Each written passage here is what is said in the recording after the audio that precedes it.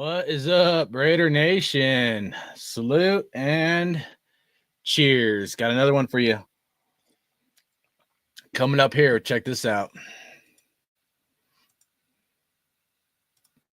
Just when I think you couldn't possibly be any dumber, you go and do something like this. And totally redeem yourself. All right, I had to. I had to. The man. King Supers app. Oh, screw you, ads. What do you guys think of that, man? What do you guys think of that? Just when I thought you guys couldn't do anything dumber, you go and totally redeem yourselves, man. Dude, it's rough being a Raiders fan, guys, but I'll take the win, dude, all day. Let's get into it, man. I got a lot of things to talk about. Rebel Raider, man, said AP licking his wounds on the way out, dude. Yep. We're going to get into it. Salute chat at work, but still listening, though. Appreciate you, Michael 918. Have a good evening at work. Chaos Raider, ain't seen you in a minute. Hopefully you're doing good, brother. Good to see you in here, man. Got a lot of OGs in here. The numbers, salute, man. Hopefully you're doing good, bro. Cuban Raider, all kinds of OGs up in here. Appreciate you guys, man. Said, look like the Raiders might draft the QB round 1. Jason Marshall, salute. Raider could take, man. No number 1 pick for us. Tanking is not real. Shout out to everybody, man. Raider Critique. Love you guys. I put a link in the chat. You guys are welcome to join if you want to fucking hop in, give your opinions on some shit. I'll be nice. I'm going to try to be nice tonight. I had a lot of built up fucking 3 months of frustration I had to get out last show, but hopefully you guys had a good Christmas. New Year coming up, so make sure you guys are safe. Have a good time for the new year. Let's see. We don't play for no fucking picks. Fuck that draft pick. Salute, man. Black and grayed out. I love it, bro. That's what I'm talking about. Aunt 6 said, I'm here for the 445 lube giveaway. That's funny, dude. I put a link in the chat, dude. He's like, is this a Diddy special? I typed it. I said live in 15 minutes, but I misspelled it. It was like love it in 15 minutes. It's like Aunt 6, dude. He's so funny. He's like, is this a Diddy party? And I was like, man, all I could think of is the Raiders, how the Raiders screwed everybody in Raider Nation, and they raw dogged us with no lube. This was a raw dog special season. No lube required. They should have gave us some lube. Fuck, man. This shit's been hard all season long, but yeah, dude, salute to everybody. He said, I'm just shaking my damn head. Got a lot to talk about. Just Ward, baby. Aunt 6, salute. Giants fans are upset. Yeah, Giants won. We'll talk about that. Art White, good evening. All right, man. All right, so kind of precipice, few things we're going to talk about. I took some notes on the game I want to talk about. I usually don't do game reviews and stuff, but man, this season's been so rough. I was like, this is, we got some positive stuff from this game to talk about. So we'll go over that. I want to talk about the QBs. Talk about the tankathon, where we're at in the draft, and kind of talk about Shedeur Sanders. So that's probably a spicy one, going to piss some people off when we talk about Shedeur Sanders.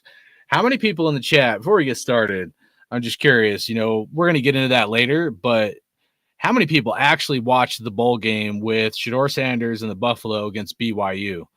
If anybody did not watch the BYU versus the Colorado Buffalo, you guys missed out, and we're going to get into that coming up here. So, and not you missed out in not a good way if you want Shedeur Sanders, in my opinion. That's my short answer. So, fuck,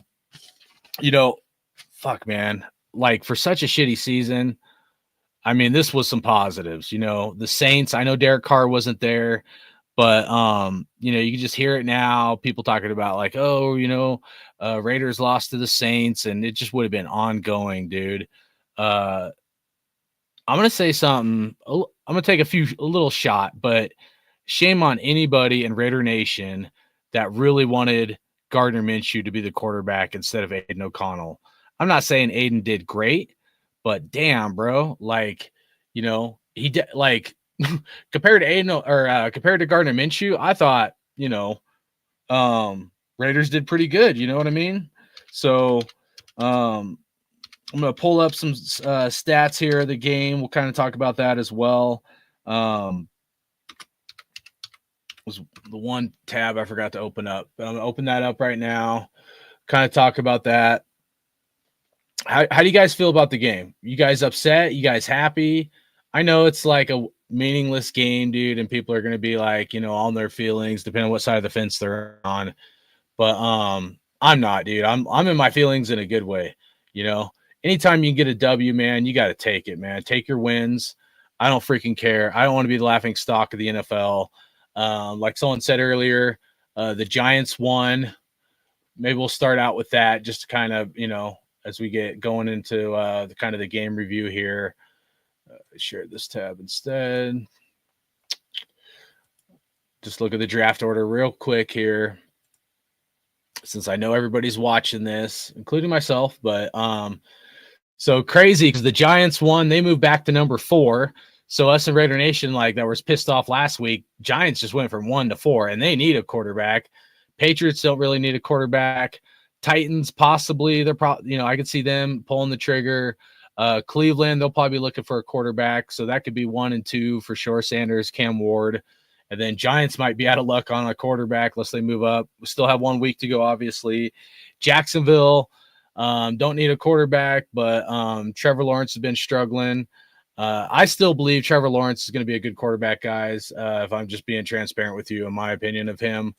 But we'll see. I've been surprised he hasn't done better. That was one of the few. Trevor Lawrence was one of the few quarterbacks I thought was actually going to be worth the shit coming out of the draft or going into the draft. That was like, hyped up. I thought Trevor Lawrence was going to be really good, and he's been mediocre at best. And if even that, so that's been kind of crazy that he's really just backslid far. I don't know how much of it's coaching or the personnel, but anyways, Panthers, Jets, and then the Raiders at number 8. So we fall for number 6 to number 8 in the draft. So you have at least, I'd say, 3 teams right in here: Titans, Browns, Giants, that probably all want quarterbacks. You know what I mean? But it could be a blessing in disguise. I'll just say that, and we'll kind of get into that a little bit later. But that's kind of where we stand right now, number 8. But I'm not mad at it, dude. I think if you think about things analytically and you watch Shedeur Sanders in that BYU game, it might be a blessing in disguise to not be in a position to draft Shedeur Sanders. And that's a hot take. Going to piss some people off, but that's just the facts. He did not look good, guys. He did not. All right. Kind of see what you guys are saying real quick, and then hop into the game review. Cam Ward. I would much rather have Cam Ward than Shedeur, bro. He looked average. Dude, Raider Critique, he said he missed it. It was not good, bro. I'm telling you, the Sanders thing was not good. And I got notes. I got a couple like key points I want to make on it. Chaos said he watched it. Aunt said he watched it. It looked bad. It said Sanders tanked the bowl game to fall to the Raiders. Damn, bro. Maybe. I don't know, dude. I don't know. Oh, shit. I love you guys, man. It's good to be back. Colorado O-line, worst in the country, hands down, no protection, can't run the ball. You're not exactly wrong there, but there's a few key points that I want to make when we get into that. Kind of leave it real simple right now. I just got back, had to take out the trash. Right on. Next year, Archie Manning, possibly. We'll see. Trade for Trevor Lawrence right now with his contract, change the scenery. I would take Trevor, dude. I would. Everybody knows, if you know me, I would take Hendon Hooker. I would take Hendon Hooker before Shedeur, Cam Ward, even before Trevor Lawrence, dude. You want a hot take? That's my fucking hot take. I would still take Hendon. I'm going to die on this hill, dude. I will die on the Hooker fucking hill, dude. I'd still take Hendon. I'll trade a second round to get Hendon Hooker, guys. I'm telling you, bro. That guy's going to be good. When he gets his shot, he's going to be fucking good, man. And I'm going to be so pissed. He's going to be like good, but I'm going to be fucking pissed, man. Rebel said QBs this draft subpar. Yep. I agree with you, bro. Look at all the running backs coming out this year. Eligible 2026 for Manning. No guarantees. Comes out. I don't know what you were trying to finish up with, bro. All right. So I agree. Sanders may not be the guy. He didn't look good at all and hasn't against top 25 teams. We're gonna get to that. We're gonna look at the schedule of who he's played against, and we're gonna look at his stats. We're gonna try our best to do, even though I'm probably more one-sided on Sanders. I do want to try to do an analytical breakdown of Sanders versus O'Connell. And people are going to think I'm crazy and pissed up, get pissed off. But let's just look at it and let's like weigh the tea leaves. Let's look at everything and let's see if where there's smoke, there's fire. I don't know exactly analogy to use, but like we'll try to look at it in an analytical way to see if like I'm full of shit and like my kind of hunch about the situation, or maybe there's some truth to the pudding. You know what I mean? I'm not going to look at Cam Ward right now. I just want to look at Shedeur Sanders, some key points I want to make, and Aiden O'Connell. But we'll do that kind of after we get into the Raiders review of this game, which I normally don't do. But that's like my positive thing is the Raiders game. So they blew the draft stock. They did, and I'm not upset, bro. I believe the Giants won, so they won't draft Shedeur.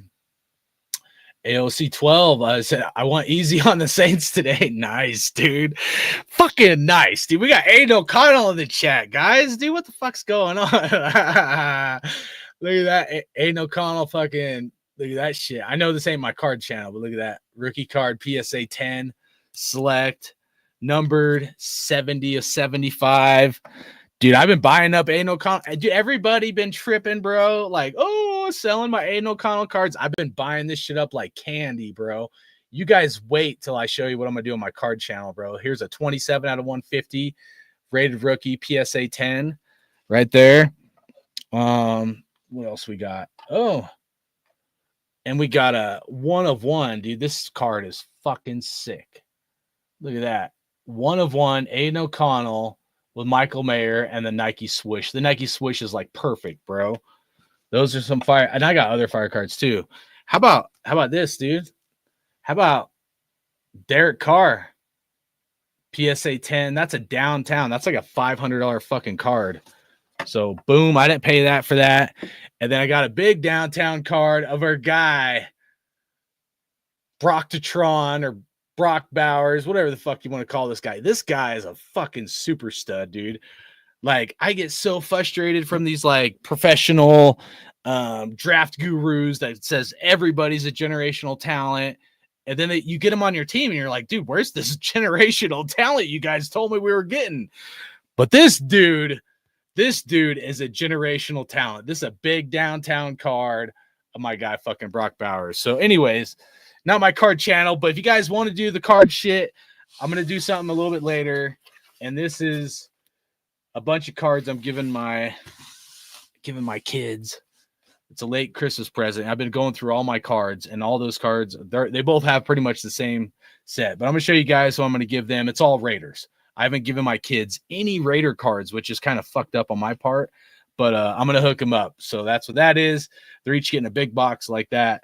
And I'm a little bit late, but it took a while to go through all my cards. And I still have like cards to give away to Raider Nation, dude. So you guys, if you want, go subscribe to Hardcore Card Collecting. You check out my card shit. Pulled some like Jacoby Myers autographed jersey. I showed that recently or a little while ago. And then the most recent autographed jersey I got was a Jim Plunkett Super Bowl MVP autographed jersey. That was sick, dude. So Jim Plunkett should be in the Hall of Fame. Jim Plunkett, yeah, he's a first-round draft pick, right? But like Jim Plunkett, I look at Jim Plunkett and Aiden O'Connell like similar in the extent that everybody wrote them off. And I think like both guys have something within them, and that's what I want to talk about as well. I'm going to give two stories, ramble a little bit when we get into that. Two stories of my own I want to share of why I think like when the chips are stacked against you, why it matters so much to prevail over fucking adversity in life. Okay. And I think that's important no matter what you do in life, but especially in football. So that's the other thing I want to get into. Try and make those stories quick. But yeah, man, hopefully you guys are excited, man. Dude, winning's tough in the NFL, dude. AG Raider, dude. If you guys don't know, that's my homie, my army buddy, dude. Fucking infantry leads the way, huh? And it's this side. Sorry, got the 3rd ACR patch. Fucking that dude is a fucking superstar, bro. Sent me I leave it up here with my coins, dude. Sent me this 3rd ACR fucking coin. I had a coin when I was in Iraq, but I gave it to my ex-wife, so that shit's gone. But then he hooked up. I was in Grim Troop 3rd ACR, 2-3 ACR, Grim Troop, Fear the Reapers, out of Fort Hood, Texas, dude. So shout out to AG Raider, man. He hooked me up with these coins. Means a lot to me, bro. Like, you don't even fucking know. And hooked me up with this jersey, dude. The CIB right here. And then American flag and our troop right here. And it says hardcore on the back, man. Boom. So salute. Even though I know you're a sergeant major and you work for a living, but either way, I don't fucking care. Because I love this jersey, dude, and I appreciate you, bro. I'm actually getting a package together for you here soon, AG Raider. So, dude, and you know what? A lot of these guys, if you guys don't know, man, dude, like a lot of us, even though I don't do videos all the time, guys, like we go back, bro. Like it's crazy. Like you think about it, I know I'm busy. A lot of other people are busy. I can't always do videos, and sometimes I don't want to because I'm pissed off, dude. The Raiders, like really mad. And I don't want to be like that negative Nancy kind of guy. But a lot of us go back so many years, dude, from Raider Critique. Dude, me and Raider Critique used to have beef at one time when we first like interacted. And then we're like pretty good like friends, and me and AG Raider. We never had beef, but all the way back to Pillaging Podcast days, man. Shout out to Pillaging Podcast. Some of the best in the business that would do the Raider content. Hope all those guys are doing good. Kenny Che and Kane. Fuck, man. I miss the Pillaging Podcast, the Pillaging days, dude, because that was a good time, man. Those guys really were doing this shit when nobody else wanted to do it, and now you got a lot of people doing it, and they ain't even hitting the knees of Pillaging Podcast, bro. Those guys are such fucking good channel or good dudes. My card channel's all right. I get fired up sometimes. I should try to do my fired up shit for this one, but to be honest with you, bro, like YouTube, I'm pretty sure they have like face recognition stuff, and I'm pretty sure they cancel cultured my YouTube card channel as well. I've kind of came off the handle sometimes a little bit on there too. But YouTube, man, most people don't even see my lives and stuff, whether it's this channel or my card channel. I don't do this for money, but it's still frustrating, bro, if I'm just being honest with you. But yeah, it's all right, bro. I mean, I don't always get to do it, and it's expensive sometimes. So, but you know, the reason why I created the card channel, guys, is because as I was getting my card collection up, I wanted to share that with like Raider fans and really card collectors in general. But a lot of it more like just, you know, if I open something, I just want to be able to share it with people. You know what I mean? So that's kind of just been my thing, dude, is like, yeah, that's where I'm at with it. You know what I mean? So, he said getting rid of Marquette King was the biggest mistake Raiders ever made. Damn, bro, you going Marquette King, man. I liked Marquette King, dude. He was different. He's like the only punter you ever see like dance and shit, bro. But like, yeah, bro. Fort Hood, baby. Raider Critique's out in those stomping grounds, man. All right. Let's get into it. I've rambled enough. I'll try to make my notes quick. You guys can chime in your favorite parts of the game, favorite plays as I'm reading this off. I'm going to make it as quick as I can. Raiders start off all right. So this is Raiders versus Saints. Kind of my notes. Try to get this done in like 5-10 minutes or so. All right. So refs, Abdullah, no touchdown, dude. That first no touchdown. I was like, dude, where's my foam football? I need to fucking break something right now. How the fuck do the refs not call a touchdown, dude? When Amir Abdullah got that first touchdown, that was a touchdown. I don't know what these refs are looking at, dude. I mean, like, we shouldn't be surprised at this point, being, you know, I'm 42. We've been on this dog and pony show for so long. But when Amir Abdullah, towards the beginning of the game, when he got that touchdown, dude, that was a fucking touchdown. I don't know how the refs like don't call that a touchdown, but that was horse shit. That pissed me off. All right, and then we don't get a first down, dude. We have a chance. right there. We're right on like the goal line, dude. And they run the ball on first down. And dude, as soon as I saw them line up, I said, they're going to run it because I know Antonio Pierce and his style and stuff like that. And I literally was like, they're going to run the ball, but they shouldn't have. They should have done like a Gruden spider 2 wide banana. I would have loved to see Aiden O'Connell do an audible because there's some negative stuff of this game. It's not like Aiden O'Connell did good. So I'm going to try to critique him the best I can. Right. But like, there's some stuff, dude, like where Aiden O'Connell should have done maybe something different. Now, whether or not the coaching or handcuffing him or something like that. But when we're on the goal line right there, dude, within the 5-yard line and you can't score a touchdown, that's fucking pathetic. It's pathetic what the refs did, but it's also pathetic that we can't score a touchdown. If you want to compete against the best of the best, you cannot be on the 5 or closer goal line and not score a damn touchdown, you know?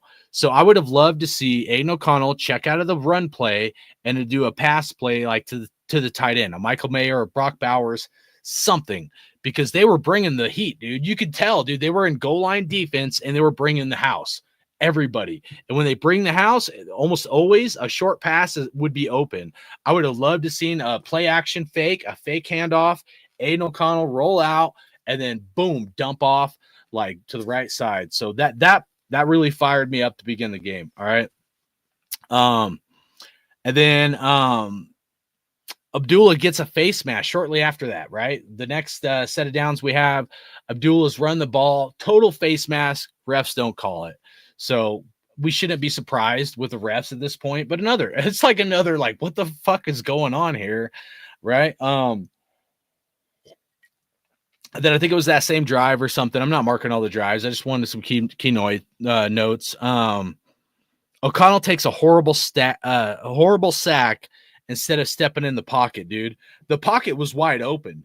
Aiden O'Connell took a horrible sack, and all he had to do was move up in the pocket. And dude, he could have thrown the ball, dude. There was guys open, and that was really kind of pissed me off. I'm like, dude, how are you going to allow yourself to get sacked like that, O'Connell? I know he's not mobile, right? We're going to talk about some of the different traits that quarterbacks have, and I know he's not a mobile quarterback, but you at least have to be able to fucking like scramble in the pocket to move up. Okay. So that fired me up as well. And then boom, Bowers breaks Mike Ditka's tight end record. Aiden O'Connell scrambled for a big play. It was actually because it looked like O'Connell was going to get sacked again. He kind of like shifted out and then like kind of scrambled and threw it to Bowers to break Mike Ditka's record. So I thought that was a cool play for the highlight reel. But you know, as much as like I love Brock Bowers and breaking the record and everything, like it's awesome. But we also have to be real about the situation. Mike Ditka did this shit in 14 games, guys. 14 games. Brock Bowers, it took him 16 games, 2 additional games to break Mike Ditka's record. So although we're like excited about him breaking the record and stuff like that, it's also at the same time, it's a little, I don't know. To me, it's like if you did it in 14 games, then kudos, dude. I would give you like 2 thumbs up. I'll give you 1 thumbs up, but I'm not giving the 2 thumbs up because, you know, now we've even gone from a 16-game season to a 17-game season. Looks like Shaquan Barkley is going to break the leading rushing record, but is he really? Because he's doing it in a 17-game season instead of a 16-game season. So I don't think it's comparing apples to apples. So when these records are getting broken, to me, it's a little tainted and it's not nearly as good as it could be if it was done under the same circumstances. I know the talent is probably, people would say, you know, guys are bigger, faster, stronger than back in the day, but these guys are a lot more prima donnas than the old school football players as well. So that's all I'm going to say about him breaking the Ditka record. It's awesome, but also took him 2 additional games. So, you know, we got to tip our hat to Mike Ditka, you know, because, you know, for him to do that 14 games is pretty fucking awesome, you know? All right. Then after the Ditka record gets broken, O'Connell throws a huge bomb to Trey Tucker. Damn, dude. I was like, when Trey Tucker got that bomb thrown to him, I was like, dude, O'Connell is throwing dimes, bro. Like, that was pretty awesome. That was like, it was nice to see a quarterback that can throw the ball past 20 yards, dude, right? Like, how many times have we seen Gardner Minshew, fucking broke back Jimmy, throw a ball and he can't throw it past 20 fucking yards, dude? Aiden O'Connell, he's got a big arm. He's got a big arm, guys, and he showed it. And when he shows it and it happens, and I'm not saying he's not going to throw interceptions because there is some downside, but the upside, it does make it nice. It makes it nice. Almost all the first half drives were deep in Raiders territory. Can't settle for field goals. That was kind of one of my notes in there. When you're doing deep drives and you drive the ball down, you got to be able to score touchdowns, dude. I mean, like, selling for a field goal is such mediocrity. Like, yeah, we have a good kicker who's missed some field goals at times this season, right? Some key field goals. But for the most part, you can rely on him or whatever. But you shouldn't be excited about a field goal or your kicker kicking a field goal. So that was something that was like a little frustrating going to halftime. Raiders defense couldn't stop the Saints before halftime, and then the Saints kicked the field goal. That kind of pissed me off. Felt like the defense should have stepped up to the plate and held the Saints to, and some people be like, well, the Raiders should have ran out the clock more. No, dude, you play to score. You play to score touchdowns and to score points. Like, to me, it's like, fuck the clock. You make much more of your team by just playing to score points. Worry about the clock and all that shit later on. I know it's all situational, and some people say I'm wrong, and maybe it's like, well, you got to go off of what the metrics say and all this shit. But like, for me, like, if you score the points, dude, it don't matter how much time is left on the clock. That momentum, those points will cause your team to be a great team. This is what the Patriots did for so many years. They didn't play the clock, guys. They played to win and to score points. So many people, they outthink themselves. They're like, oh, we're going to run the clock out. So we're just going to run the ball. And then you don't get any points, or you get a field goal instead of a touchdown. Fuck that shit. You play to win the game. You play to score touchdowns. So it was nice that we got some points before halftime, but it was also disappointing that the Raiders defense couldn't stop the Saints. The announcers called this was funny, dude. I will admit, and he did look like this, but they called Aiden O'Connell Bambi on ice. Like Bambi, the cartoon character on ice, like slipping all over the place because he's not very mobile. And he does look awkward. Like, when he's trying to scramble, he doesn't look like a very athletic guy. He looks like he's, out of his like comfort zone or whatever. So Raiders, first half, Raiders were doing dumb penalties, holding, offsides, just stuff that's like rookie mistakes, man. We can't be sitting there making mistakes like offsides and holding, especially offsides. Halftime, Connell throws a dime to Myers. His third quarter is about 10 minutes in the third quarter, is like 13-10. That was a nice throw, I felt like, from O'Connell to Myers, Jacoby Myers. And then, for me, it's like, when I saw that play, it was like, let your gunslinger gunsling, dude. If you have a gunslinger quarterback, you gotta take the good with the bad. This is why I compare him to Brett Favre. O'Connell is gonna fuck up and throw some interceptions or take some dumb sacks, but he's got an accurate arm, dude. We saw it today. We've seen it, dude, when he plays, dude. Like, and the funny thing is, so many people in Raider Nation, most of the people that wanted Minshew to start and didn't want, like, almost all the people that wanted Aiden O'Connell not to start or not to play are people that wanted the Raiders to just lose, baby. That was their mentality from the start of the season. They're like, you know what? I don't want O'Connell to start because I want to just lose, baby. You remember those T-shirts that you guys get when you guys go to the fucking, your local NFL shop or whatever? What do they say? They say Raiders, and then they say just lose, baby. Tell me how fucking stupid that is for Raider Nation to be like, oh, let's just lose, baby. We don't want O'Connell to start. It's nuts. And a lot of it is this younger generation, dude. This me fucking generation, Gen Zers or whatever the fuck they are. that just don't get me started. Don't get me started, man. I'm like that old guy in my lawn, motherfucker. But I'll tell you what, man. That mentality is not a winning mentality, and you'll never succeed in life. I don't care who the fuck you are. That's one of the things I share my 2 stories with you guys. All right. So let your gunsling. Tucker missed a catch, dude, for first down, man. Trey Tucker missed an easy catch, dude, coming up there. And I'm like, dude, Trey Tucker hit you in the hands, bro. You got to be better than that, dude. And then a late throw to Michael Mayer. That one, try to remember, it was like, I think third quarter, Aiden O'Connell throws it to Michael Mayer. Or sorry, was that yeah, Michael Mayer. And if O'Connell, so this is my critique on O'Connell as well. If O'Connell had thrown the ball about 1 second sooner, dude, Mayer probably would have caught it and it probably would have been a first down. We didn't convert that because O'Connell threw a ball that was late by about 1 to 1.5 seconds. So that frustrated me because I did want to see Michael Mayer get involved, and I think Michael Mayer has potential to be a really good tight end in addition to Brock Bowers.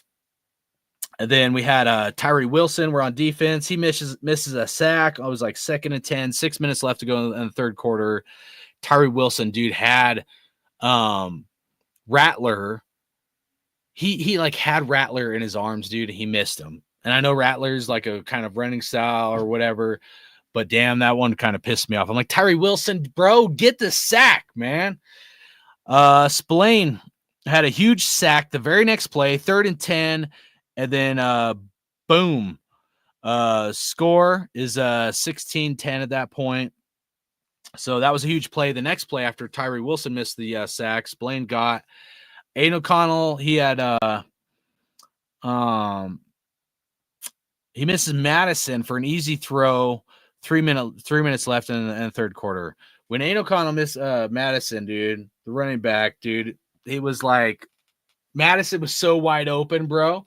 Like, all you had to do was check it down. And Aiden O'Connell fucked that up. So that pissed me off about O'Connell. I thought that was a bad decision. I think O'Connell took a sack that play. I didn't write down sack. I think he took a sack or it was almost a sack. But he definitely held on to the ball too long. He could have easily thrown it to Madison. That would have been a good play for at least some yardage. And then Bowers, first down. That was a big, nice play. That was where Bowers breaks the most receptions, and Bowers breaks the most receptions in an NFL season. That was a nice play. And then Bowers, another first down, red zone. He ties Waller with receptions. Another nice play by Bowers. He was just like on fire, guys. Aiden misses Myers for the touchdown. Myers trips, and it was almost an interception. So that drive, man, we should have scored a touchdown, guys. We should have. If I'm being transparent, even though like I'm more pro O'Connell than anti O'Connell, that throw to Jacoby Myers was almost an interception, and that was, that could have been that could have changed the momentum of the game had that been an interception. And part of it was on Jacoby Myers tripping, but fuck, man, we're right there in the end zone, and again, Raiders got to settle for a field goal instead of scoring a touchdown. And if you want to be good or you want to be great, you cannot settle for that mediocrity bullshit, dude. You can't. And I know it's the Saints. I know the Saints aren't good. I know we're all fighting for this draft pick. No, dude, I want to see progression for this team to see what we have.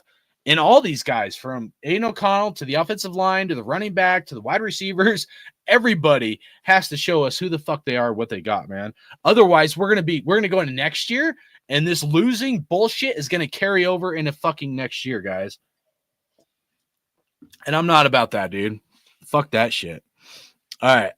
Then we're at like fourth quarter, 12 minutes to go. Interception. Jack who? Jack Jones. Dude, that interception by Jack Jones was lit, bro. I was like, damn, Jack. That was pretty tight. And then Bowers had a big catch, 3rd and 5, breaks Darren Waller's reception record, becomes the number 1 leading reception leader for the Raiders. Now, this is huge because this is different than the Mike Ditka record, because this is done in 16 games, right? So this is a fair, because we're not at 17 games right now. This game was at 16 games, and Brock Bowers broke that record in 16 games. So I like that, dude. I'll give him a lot of fucking credit for that. And remember, Waller broke Tim Brown's reception record. So that was pretty tight, dude. And a lot of these were nice plays, nice highlight plays from Brock Bowers, guys.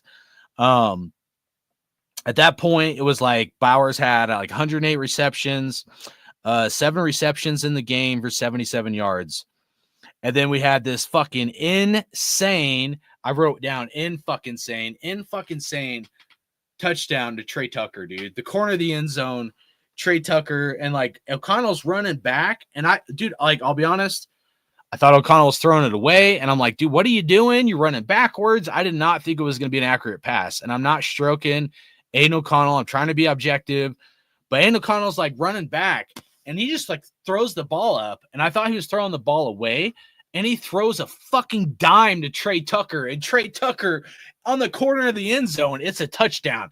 I was like, how did Aiden O'Connell throw that ball? His feet weren't exactly set. And like, but if you go, like, I watched the highlight and then the caveat, or maybe he was rolling to the side. Maybe that one wasn't when he was rolling back. But the one difference, and this is something we're going to talk about in a little bit here, when O'Connell, any quarterback, when your feet, like, you have to, it's like a double-edged sword, because you have to plant your feet to throw accurately, usually for a lot of quarterbacks, okay?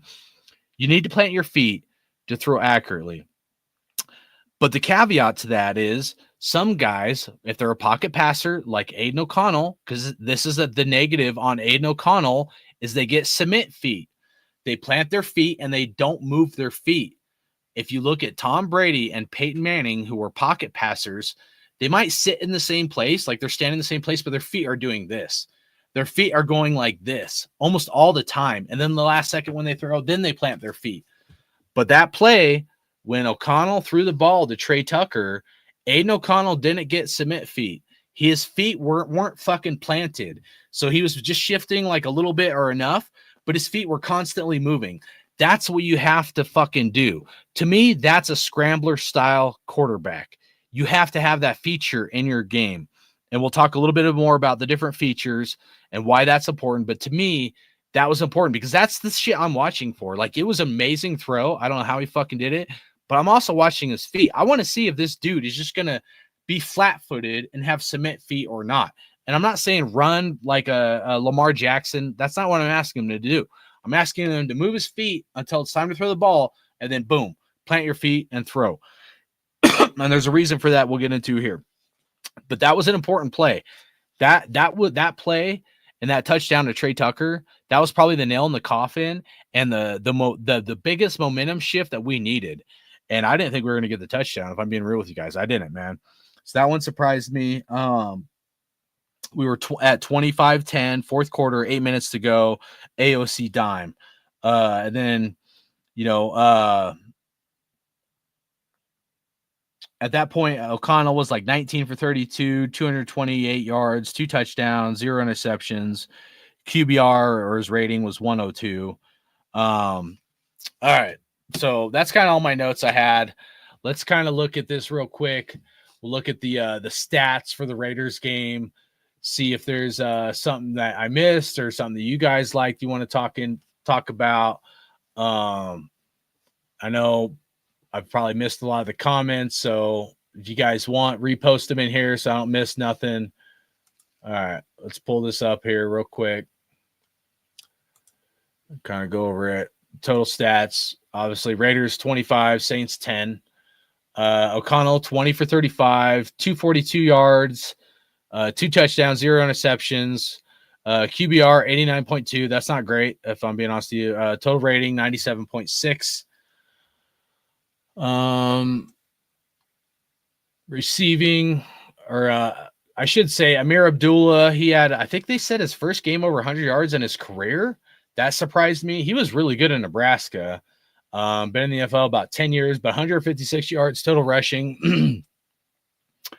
And then we had Brock Bowers, 7 receptions, 77 yards, average 11, longest 7, or 17, sorry, 7 targets. A lot of 7s in there. I know Raider Ben said something about that, so that's funny. Touchdown 0, but not bad. I mean, like O'Connell and some of this, it's not great, it's not terrible, but like the clutch plays that needed to be made when the chips were stacked against us, that was huge, guys. That was probably the best thing for me. When it's third down, what are you doing? When things are stacked against you, what are you doing?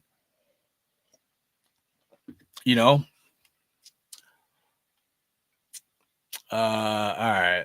We got War Reb in here. I already know where you stand on it. I know you're probably gonna say, let's see.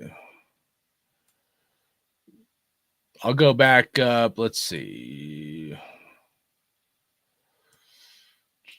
I'm sure you guys have some good comments, so keep them coming. But let's see.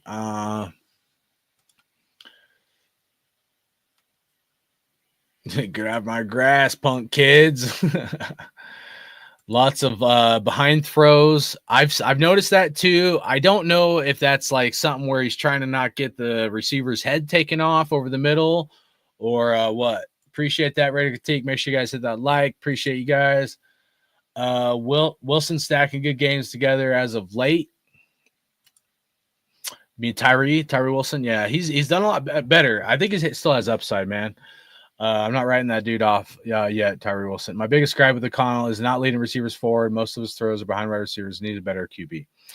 Some quarterbacks do that. I'm not saying you're exactly right or wrong and that I'm right or wrong, but some quarterbacks do that if there's if you're running over the middle, bro, and you got a defender coming like this, if you lead the ball over here and they catch it, they're going to get their fucking head taken off, bro.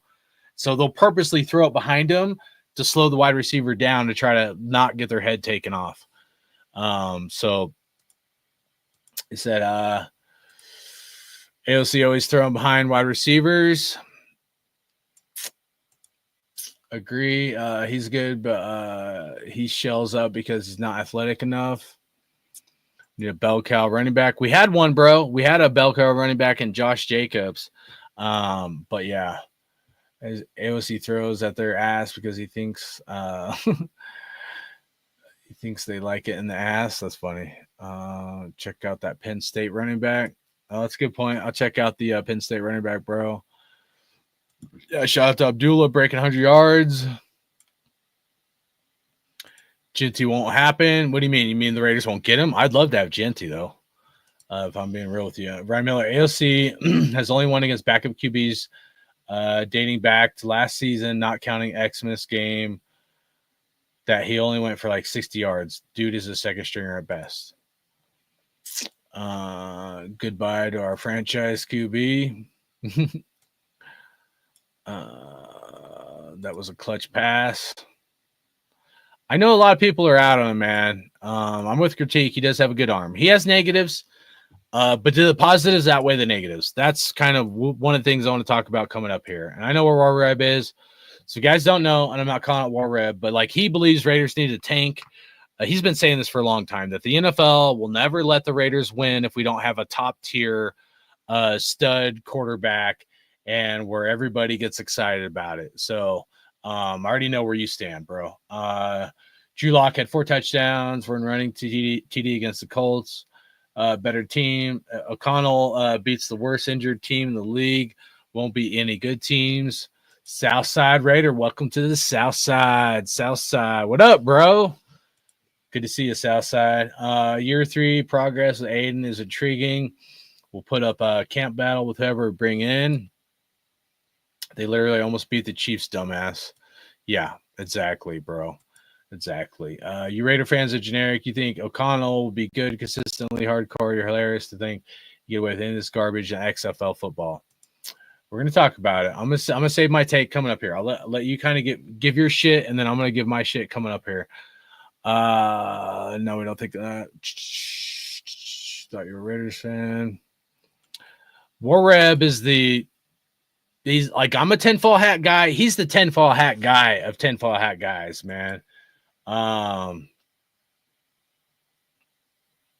think it's bandwagon cheap. That's why organized be garbage for life because fans accept. Don't get mad with this organization. We have 4th best QB. by far. What you talking about in the division, bro? Um,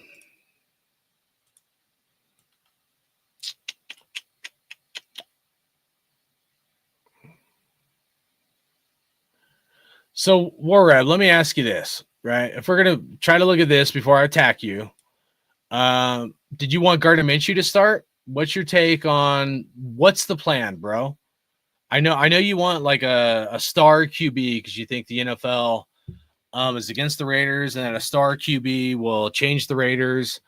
And maybe you're right. If I'm trying to be transparent and maybe against maybe more where I'm leaning, but what's the game plan, bro? You know, you got a lot of bitching and complaining, man. You know, you can, and I did this last show. I bitched and complained. I got solutions, man. I got a whole fucking page of solutions we're gonna go over coming up here, and we're gonna critique some stuff where people like you are probably on the Shore Sanders nut train, you know, because he did not look good. So what's your fucking plan, bro? I want to know your plan because if you're just gonna sit here and bitch and whine about shit without having a fucking plan, what are you doing, man? What are we doing here? You know, we gotta have a plan to fix this shit. Credit to Lesko for the waiver pickup. Chason has been good, man. Here's a question. Here's something for you. Maybe a little hot take. Would you rather have I think it's Clavion Chason, or I always mess up his first name, but would you rather have Chason or Malcolm Kuntz as defensive end? Kuntz or Chason, if you could only sign one. Said Chason looks good. We should consider trading Max. It's one of the things that notes I have. Let's go get Sam Darnold. Bro, I don't want that, dude. You got to think Sam Darnold has not just a good offensive play caller, but they also have Justin Jefferson, man. Justin Jefferson, and they also have Jordan Addison. Jordan Addison was my favorite wide receiver out of that draft, man. I tried to get my homie Jimmy Guns. Shout out to him, Jimmy Guns, if you watch this. But he was that year that Jordan Addison was a rookie. I tried to get Jimmy to draft him in his fantasy league, and I don't do fantasy football, but he was still available. I was like, dude, get Jordan Addison. It was like the 3rd or 4th round. It wasn't even a high draft pick, and he didn't listen to me. And I was like, and then Jefferson gets hurt, and Jordan Addison comes on the scene and balls out. And I'm like, dude, so like I wasn't looking at Jefferson because we had like wide receivers, so I wasn't like pushing for the Raiders to get him.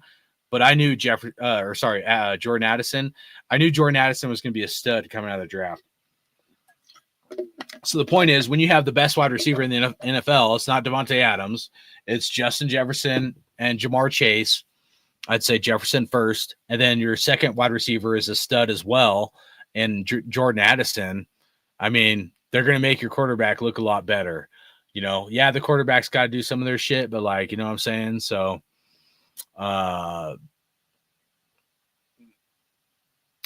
let's see what on say. So fuck Dustin, Ozzy Cortez, Sultan.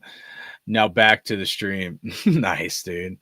Fucking dick sucking lips report, whatever the fuck their name is. Bunch of fucking morons. Same dudes that like people come on here and they're like, oh, get rid of Josh Jacobs, dude. It's insane, bro. Insane, man. Josh Jacobs balling out. No trading Max, but Wilson playing better. Chase on looking good. Wilkins come back. Our D line could be fire next year. I like that. Man. I think that's a good take right there. You can't have enough pass rushers. Oh, I don't know if you can afford Chase on and Kuntz, bro. I'm not saying I'm right and you're wrong, but like to bring in Kuntz and Chase on, it's gonna be a little tough, bro. Need Spillane too. We got a lot of guys we got to sign. Man, I hope they sign some of these guys. Max may never recover. Trade them. I don't know. Stack them picks. It's one of the things I have in my notes, man. How many picks worked out for the Khalil Mack trade other than Josh Jacobs? That's all I'm going to say.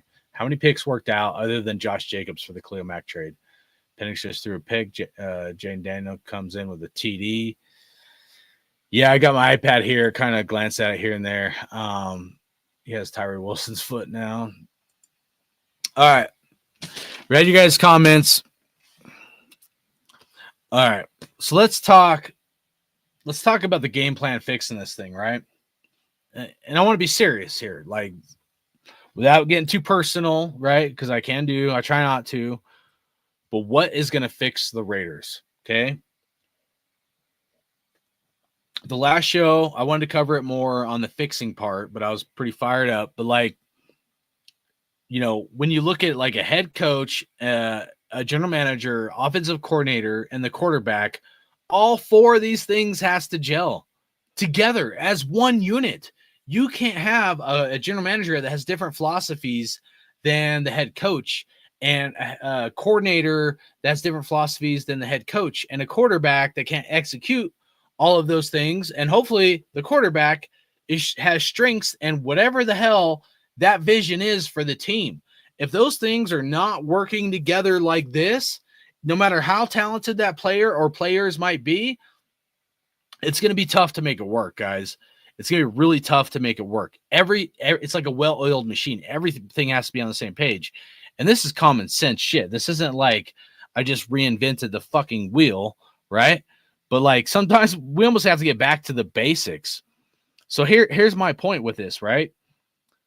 We just look at the head coach, like personality, and the head coach, like, for the Raiders, what makes the most sense? And I think it ties into the quarterback, the offensive coordinator.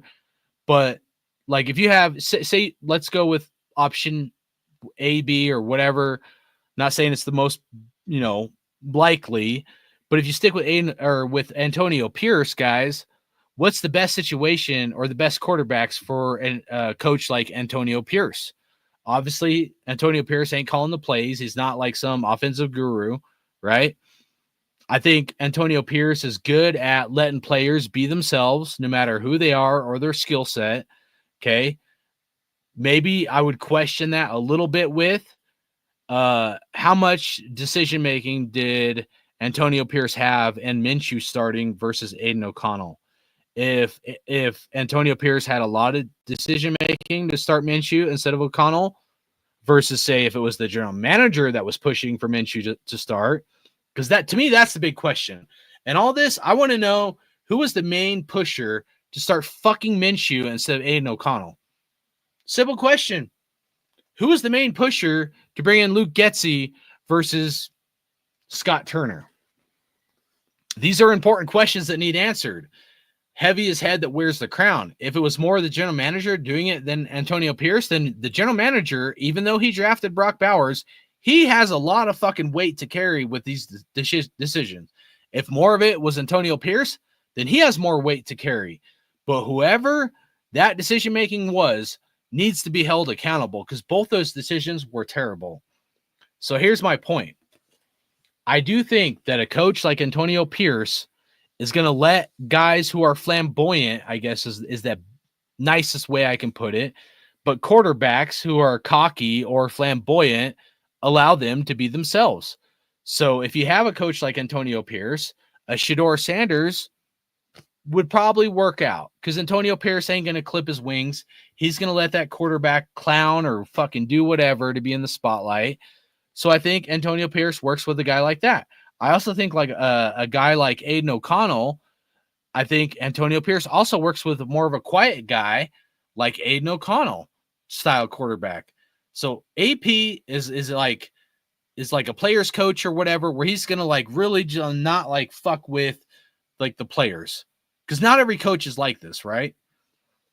Let's kind of go to one extreme. Let's use two guys that probably are not in the running to be the Raiders' next head coach. Obviously, Bill Belichick for the Patriots. Not saying I want the Patriot way, and he took the North Carolina college football team role, but like a Bill Belichick, an old school dude with old school thinking, or a John Gruden. And I love me some John Gruden, but both of those guys, if you just like picture a John Gruden or a Bill Belichick head coach, and them coaching a quarterback like Shedeur Sanders, who's doing videos, showing his watch and all this shit, hasn't done shit in the NFL. Do you really think a John Gruden or a Bill Belichick is going to allow that quarterback to be like that? The answer is no. I'll tell you right fucking now. I mean, you should all know that. Like, John Gruden would clash extremely hard with a quarterback like Shedeur Sanders. So would Bill Belichick, guys. I mean, I'm just being honest with you guys. Like, it would not work out. They want guys like an Aiden O'Connell. They want guys who would shut the fuck up, do what you're told, be humble, and we focus on the game. We don't focus on the glamour and the spotlight and, all this other bullshit that doesn't affect you winning the fucking game. Okay. Ben Johnson. Would Ben Johnson be good with a Shedeur Sanders? Ben Johnson's a younger guy. Ben Johnson probably would be okay with a Shedeur Sanders or a Cam Ward, Mike Vrabel. What kind of coach do you think Mike Vrabel is? Is Mike Vrabel, if he was the next Raiders head coach, is Mike Vrabel going to be okay with a Shedeur Sanders in the spotlight, prime time, and all this shit? I mean, he comes from the Patriots. He's kind of old school, right? He had Ryan Tannehill, who was okay on the Dolphins, before the Titans signed Ryan Tannehill. Ryan Tannehill was okay. I know Mike Vrabel's a defensive guy, but do you really think that a Shedeur Sanders and a Mike Vrabel is going to mix? Possibly, depending on who the offensive coordinator is that would come in. But I see some clash there, guys. I see some clash if we're talking about bringing in Shedeur Sanders and a Mike Vrabel. I don't think that's a good mix, if I'm being just real with you guys. And I'm not trying to push things one side or the other. I'm just trying to weigh things in a scale to see, is it a good fit with the scheme, the personalities, and some people might disagree. And I'm not saying Mike Vrabel can't adjust his style, but Ryan Tannehill was not a showboater type of quarterback, guys. He wasn't. Ryan Tannehill was almost kind of similar to the skill sets that Aiden O'Connell has. So if you want Mike Vrabel as your coach, if you're ready to move on from Coach AP, Mike Vrabel would probably want an Aiden O'Connell more so than a Shedeur Sanders. And there's a lot more scheme fit there and personality fit. And then who else is in the mix? I'm probably missing some guys, but here's the point. No matter who the head coach is, these personalities and these schemes and these game plans and the whole picture, it has to fucking mesh, dude. You cannot do a square peg. This is why the Raiders have failed for so long. And we all know this. We should all know this. None of this that I'm saying is rocket science. You get a Shedeur Sanders, you're going to sell these things. You're going to sell jerseys. People are going to be excited. He's going to show you his watch. He's going to get everybody excited. But is he really that much better than an Aiden O'Connell or maybe a Cam Ward? It's an important question, guys. It really is.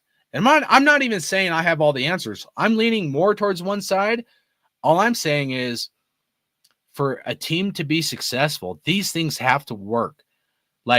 If you look at Hugh Jackson and why Hugh Jackson, in my opinion, was one of a coach that I liked for the Raiders and a great offensive coordinator is because Hugh Jackson adjusted his style to bring the best out of the team and out of the offense, right?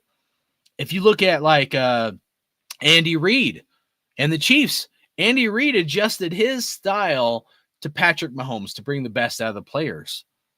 So there's a lot of moving pieces in here. Obviously, a quarterback is not going to magically fix the Raiders. How are all these things going to mesh to be a well-oiled machine? No matter if you're for O'Connell, against O'Connell, for Antonio Pierce, against Antonio Pierce, for Vrabel, against Vrabel, I don't care what scenario it is.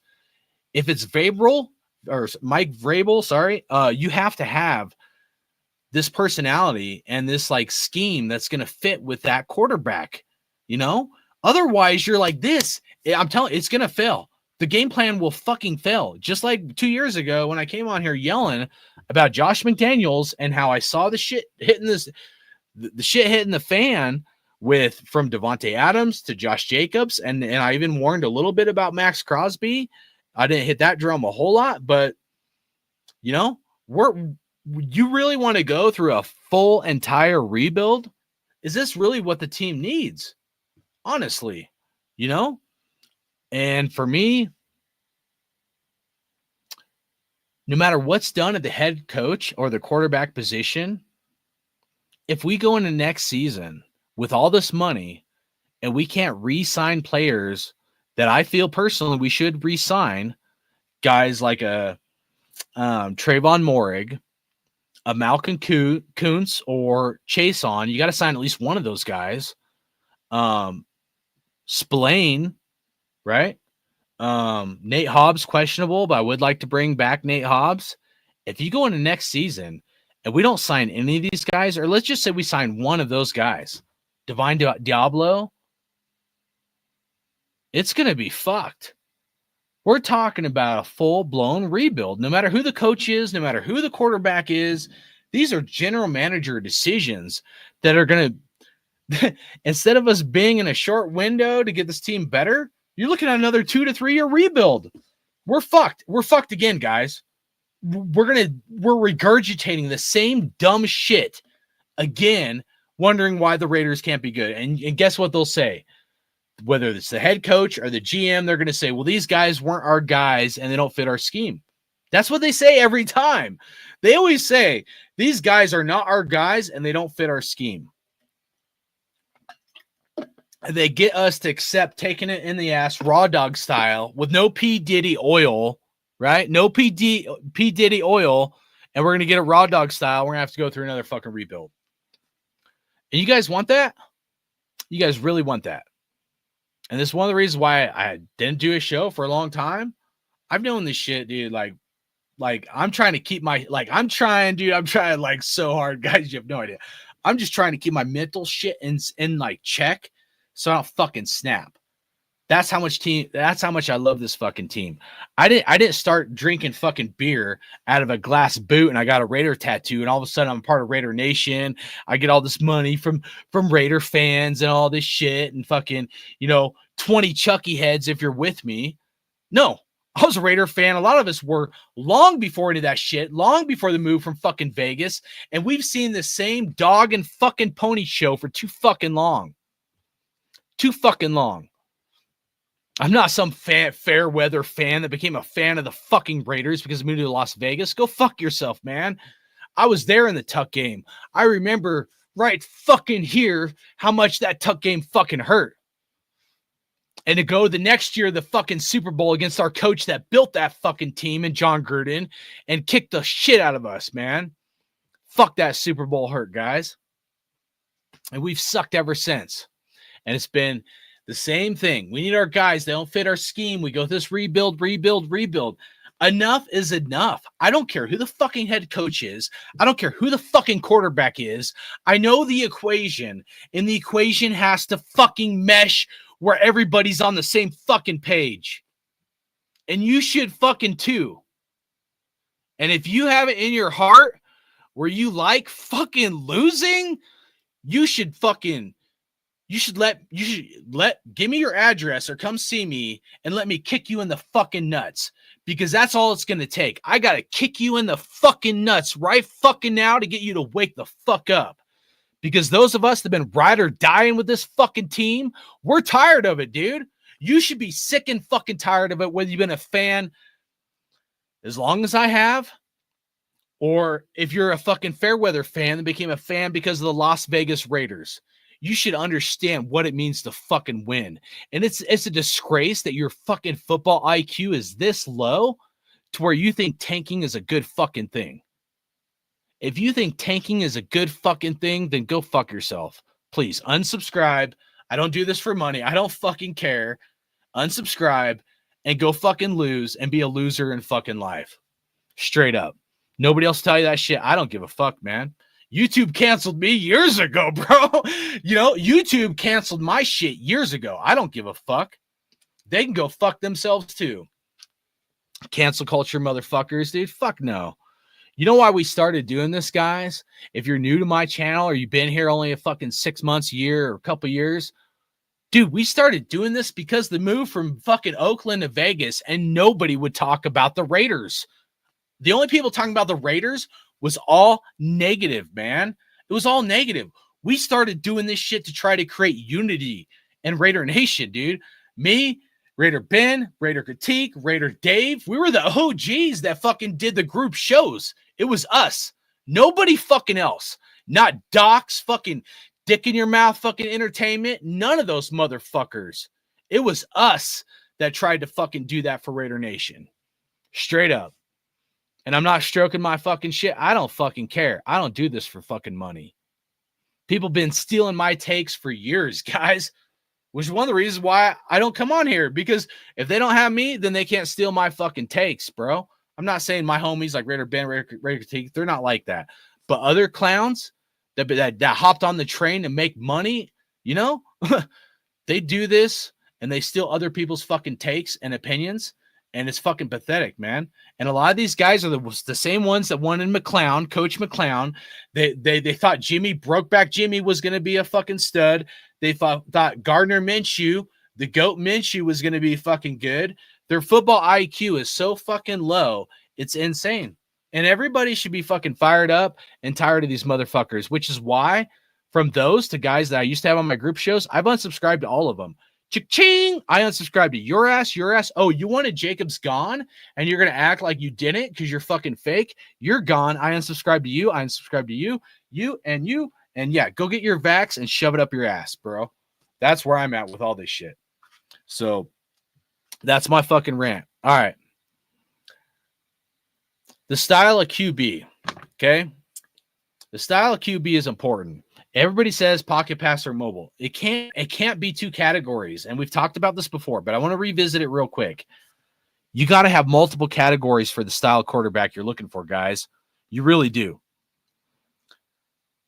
And in my opinion, it should be 4 categories. You got your pocket passer, you got your scrambler, you got your mobile quarterback, and you got your running style quarterback. Justin Fields, I say, is a running quarterback. Lamar Jackson was between a running quarterback and a mobile quarterback. You got your scrambler style, which,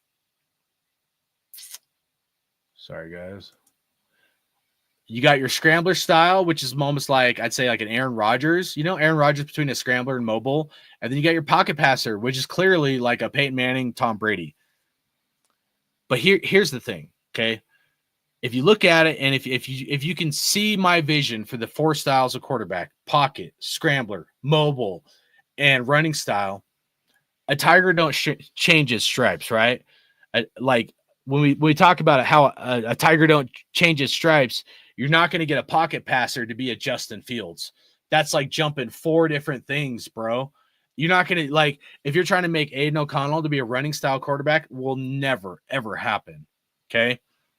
But there's a caveat to all this, because if you break it down into 4 different categories, you might be able to either improve or jump to one category. You're not jumping from a pocket passer to a Justin Fields. That's never going to happen. But you might be able to go from a pocket passer to a scrambler style quarterback. You probably aren't going from a pocket passer to then a mobile style. Okay. You're probably not, but you can go from a pocket passer to being better at being a scrambler quarterback. You can probably move one edge. Now, does that mean that if it's Aiden O'Connell, that he'll ever be a mobile style quarterback? No. That's too many jumps, man. I'm not saying Aiden O'Connell needs to be a mobile style quarterback, but he definitely needs to get better at being a scrambler style quarterback, meaning you train your body in the off season where your feet can move. Watch Peyton Manning and Tom Brady's feet. They're almost always moving until they throw at the last second. They plant their feet. Boom. And they're always shifting in the pocket. That's scrambler style.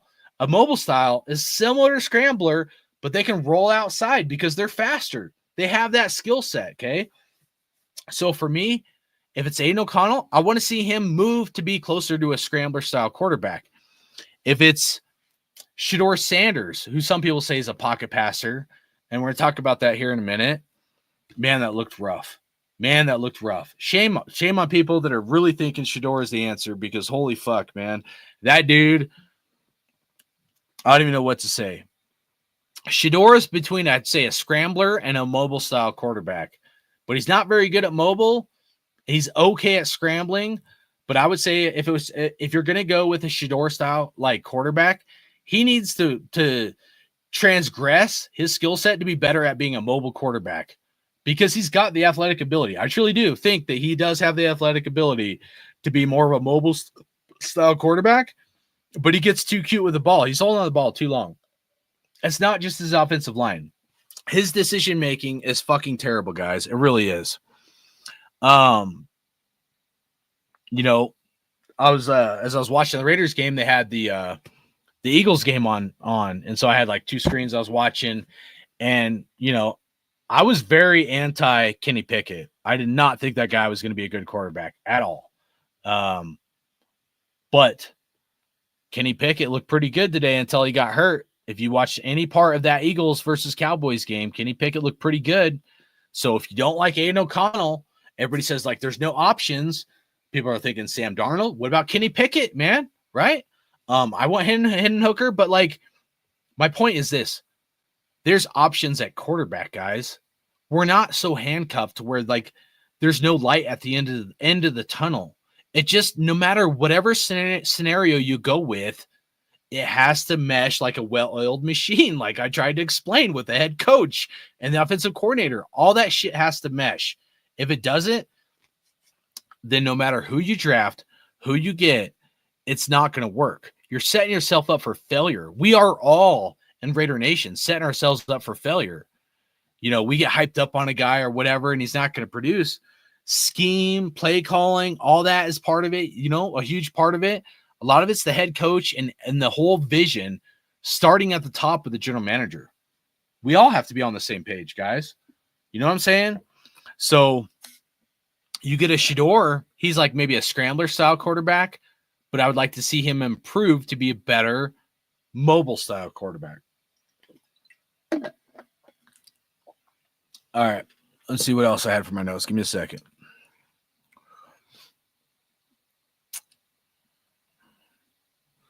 All right. My next topic, next two, to share a story with you guys and compare Short Sanders to O'Connell. Before I get into the Sanders versus O'Connell comparison, let's kind of scroll back here. Let's kind of see what you can see, you guys are saying. Joshua, shout out to you. Enjoy. I don't even know what you're saying. I don't even know what that is. All right. I don't know if anybody remembers, but Cox Entertainment was talking shit on Mitchell Rants. Next thing you know, they're best friends. Yeah, it's funny, dude. It's funny, all these guys, dude. You know, they're not about unity, man. You know what I mean? They'll steal our takes and all this shit, man. They're in it for the money. If they're in it, if they were in it for unity, guess what? We would be a family. And that's just not the facts of the matter, man. So we hear some apologies as people own up of how fucking wrong they were. That's not what they do, though. Yep. I don't believe Antonio Pierce is safe, even with those last two wins. So, yeah, they want to start shit with other people and then act like they fucking don't, man. And they sneak this dude all the fucking time, man. Yep. Destro said AOC never be mobile. Yeah, I know he won't. But he can at least in the off season, he can train his body to be more mobile, to move his feet. Scrambler. Okay. Scrambler. I should use my terminology right. I don't mean more like mobile, like he's going to be a mobile quarterback. I mean, so his feet are, he's too flat footed, bro. He needs a stronger lower body. It can be done. I'm going to share two stories with you, man. Just be patient with me. Okay. Because my stories I know I could ramble and shit, man, but like, I'm telling you, bro, it's possible for what I'm saying. I'm not saying a huge jump. I'm saying micro jumps to make him better in something that could make him a better quarterback. Okay. And I'm going to share a couple stories, my own like life experiences. And, you know, hopefully you kind of understand where I'm coming from. Said he looked for the way to the money. Greg Lara said, we're not going to get Sanders. Thank God. Oh, that's all I'll say. Thank God, bro. He made his career of Chucky heads. Yep. Yep. And I hope he sees this too, man. Still waiting. Like, dude, I had to call out people in Raider Nation to give back to Raider Nation, dude. I've given quite a bit to Raider Nation when I could. And I'm not even making money off it. Like, I'm pulling money in my own pocket to give back to, like, you know, followers and stuff like that, bro. It's crazy. Like, some of these guys like need called out, dude, to give back. Raider Ben's giving back, you know, never had to be called out or anything. He's giving back to Raider Nation. But these other guys, they fucking haven't, bro. Raider Critique, I know you've given back, but you know what I'm saying? So, yep, Mikey Raider. I know, bro. I know. I don't agree. I love Mikey Raider, but I don't agree with everything he says, man. Said he was Gruden everything, in my opinion. I'm not gonna read that, bro. Truth and intensity. Don't drink the corporate Kool-Aid. Facts, bro. Yeah, 808 spliff, dude. Shout out to you, bro. Said glad to hear. Just trying to get caught up some of these comments real quick.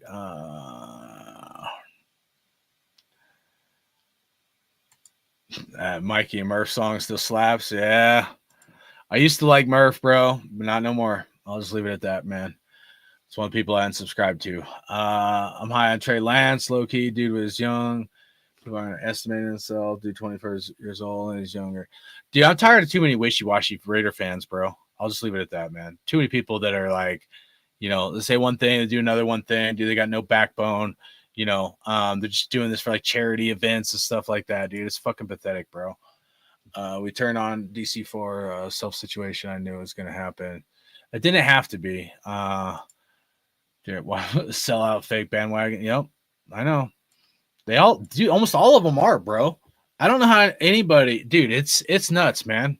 Like, bro, be covering like all 32 fucking NFL teams, man. It says he's a Raiders fan. It's fucking pathetic, man. Taylor, shout out to you. Tanking is for pussies. If you cheer for tanking, you're not a Raider. Facts, bro. Comment, like, fucking highlight that shit right there, dude. That's like star comment, bro. Yeah, nah, I don't. No, I'm not gonna read that one.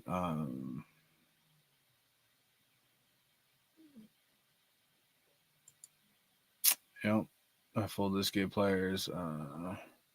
Basically bandwagon. Yep, man.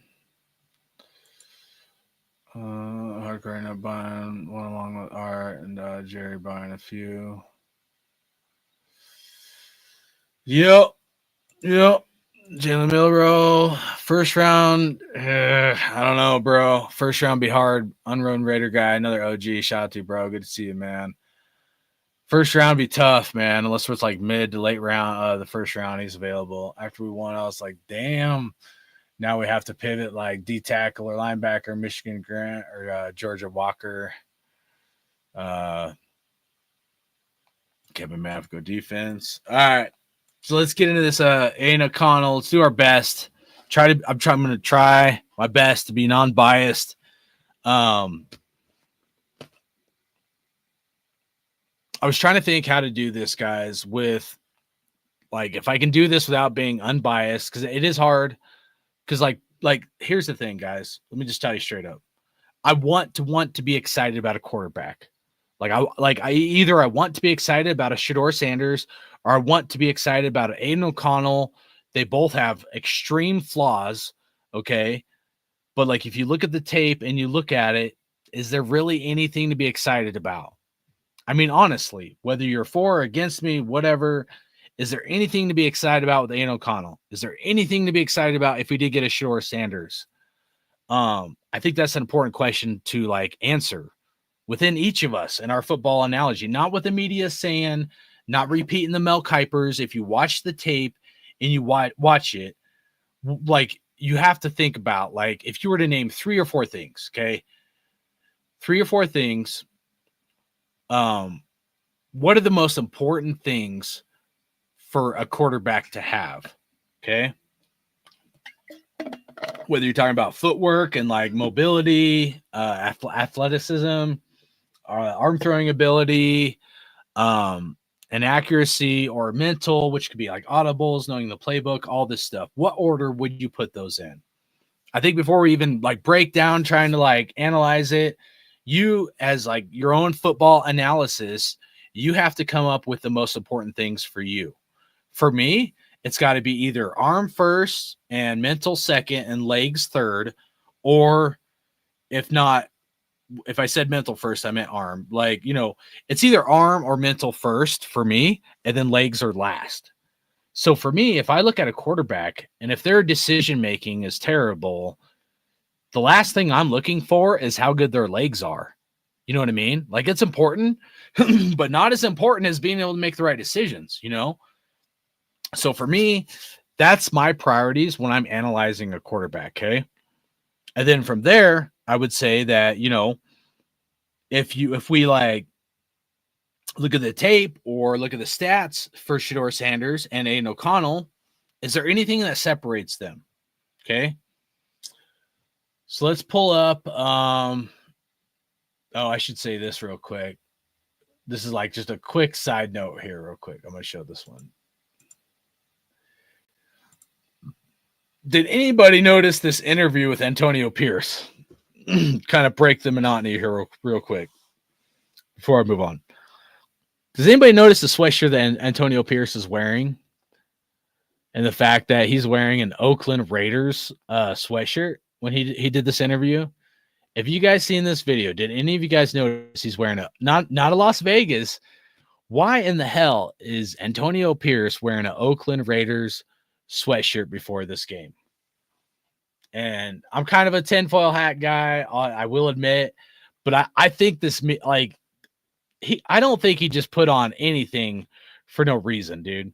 I mean, he's a head coach, probably has a lot of money, you know, probably has lots of Las Vegas, you know, sweatshirts, but for some reason, that dude just trolled the fucking Raiders wearing an Oakland Raiders sweatshirt. I have two questions. First of all, did you notice it? Second question, does it mean anything? I think it means he's given a like me against the world like kind of mentality going into this game, man. And like it tripped me out because I'm like, dude, why is he wearing an Oakland Raiders like sweatshirt, man? It's almost a slap to Las Vegas, dude, right? Like to the Las Vegas like stadium, like everything that's Las Vegas Raiders. I thought it was fucking cool. I'm not saying that being cool is going to get us a victory or that he should be our coach or necessarily because of that. But I did notice it. And I just felt like it was like a F you, me against the world. I don't care if we're Las Vegas. I'm bringing that Oakland mentality going into this game. And I'm going to do what I want. We're going to take what we want, not what they give us. And I think we kind of seen that in this game. So just a little quick note there. Let me know if you guys noticed that too, or if I was one of the very few. But Jimmy Guns in the house. Make sure you guys go subscribe to my homie Jimmy Guns up in here, dude. He's got a awesome card show. I know I ain't had a chance to watch anything. I know you've been busy and shit, but shout out to my homie Jimmy Guns, dude. I've gotten some of my best Raider cards from that dude right there, and he's a Raider fan. So I love you, bro. Hopefully you're doing good. Hopefully you had a Merry Christmas. Blessings to you and your family, man. He said, I'm happy I don't have to see a 2-win season of record books again. This is it, 2006, man. Hell yeah, bro. Love you, man. Hope you're doing good. Said, I don't really pay too much attention to AP after games. Dude want to save his own butt. Tom Brady have other plans. Appreciate that. Said, damn good out Oakland. Yeah, I don't know. I mean, I look into shit way too much. Maybe it means nothing. Maybe he woke up, his only clean sweatshirt. But to me, like that's why I don't know. I just like he's wearing hey, I'm like, dude, he's wearing an Oakland Raiders fucking sweatshirt. It's kind of weird, you know. Didn't wear Oakland Raider hat while he was head coach last time. Probably, I think you're probably right. I think it is a way to kind of troll, like, hey, we part of Oakland, dude. You know, nothing came close to Oakland, dude. 101 facts, bro. Facts, man. My best memories are at that Oakland fucking stadium, man. He said, yeah, I think he did. Oakland Raiders will fight to the bloody end. Las Vegas Raiders want to tank for a pick, bro, dude. Facts, Jimmy. Facts, man. Let's go, Jimmy Guns, dude. Jimmy, man, check this out. Let me show you, bro. My homie Jimmy, he's a card guy. Got fucking awesome, dude. You want to know who has really good Derek Carr cards? It's not me. I have a few Carr cards. But Jimmy's got some fucking banger Derek Carr cards. But check that out, Jimmy.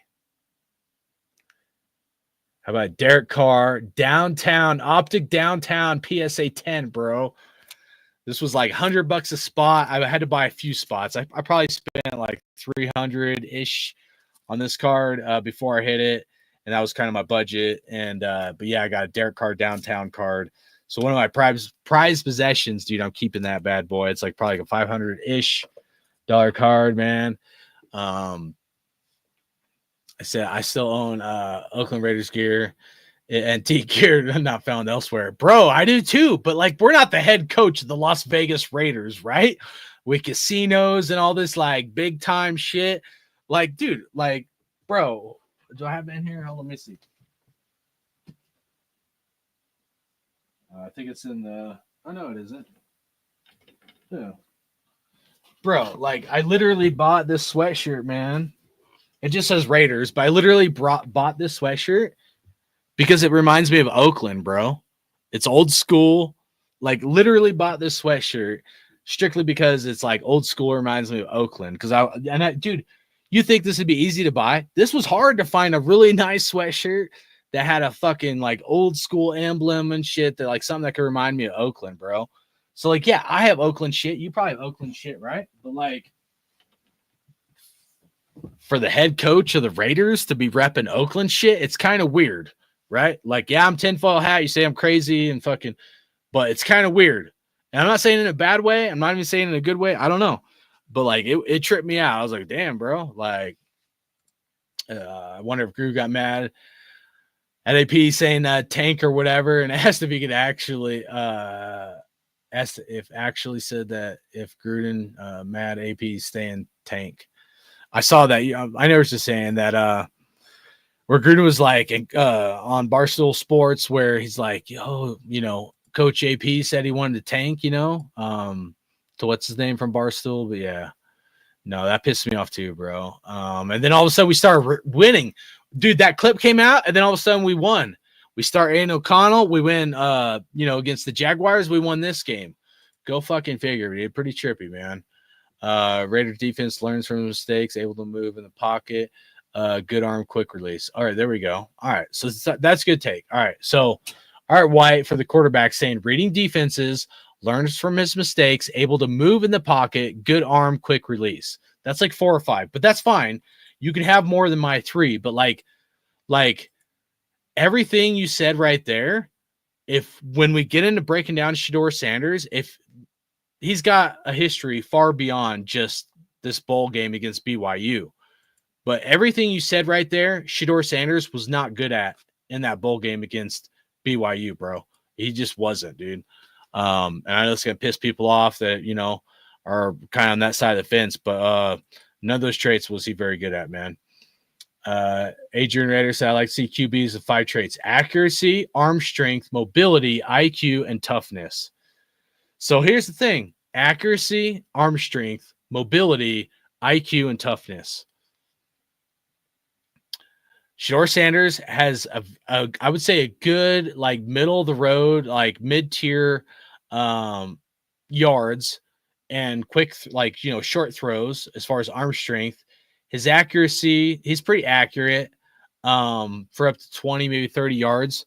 Definitely not much longer than that. He doesn't have a very good long arm. Mobility, I'd say he's average at mobility. IQ, he lacks IQ. And toughness, I think he's tough. How tough is to be determined. But if you go off just what AG Raider said, if that was our analysis, most of like what Shedeur has is middle of the road. If we're being honest with ourselves on those like traits, and people won't want to hear that, but that's just the facts, man. Aiden O'Connell actually has better traits than Shedeur Sanders on a lot of those, besides mobility, that clip, Gruden asking AP is going to set number 1 seed. Yeah. He said that DT is so sick. No way, dude. The downtown, bro. Hell yeah, Jimmy, dude. Good to see you, man. I miss you. I've been meaning to give you a text, bro, to see how you been. I took a few days off for Christmas, and one of the reasons I've been able to do like a video here tonight. But he said mine would be a Los Angeles Raiders jacket. Hell yeah. But that's the other thing. Why is Coach AP's from Los Angeles? Why, if he's going to go old school, why is he not wearing some of those Los Angeles Raiders? Why is he wearing something that's like fucking Oakland, bro? It's weird, man. Like, And I'm not dissing them. I'm just saying I noticed it and it was just like it struck me. I'm just like my brain goes all over the place. I'm like, why is he wearing an Oakland sweatshirt, bro? You know? Yeah, Oakland, dude. I know. I miss tailgates too, guys. I know. I'm with you guys, man. They said that 19360 or 1963 logo, bro. I know, man. I know Sanders is not it. We're gonna try to be fair. Ward is Cam Ward is great after mistakes, great mindset. He will have number one what the fuck moment per game. What QB doesn't? Yeah. Like here's the thing. I don't care if it's Cam Ward, Shador, or even Aiden O'Connell.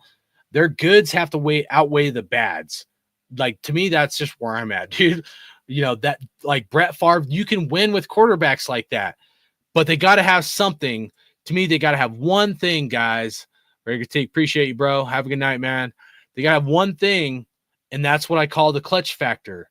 And you know, I'm gonna give two stories here real quick, okay? And then we'll get into this Shador Sanders, Aiden O'Connell, then we'll close it out.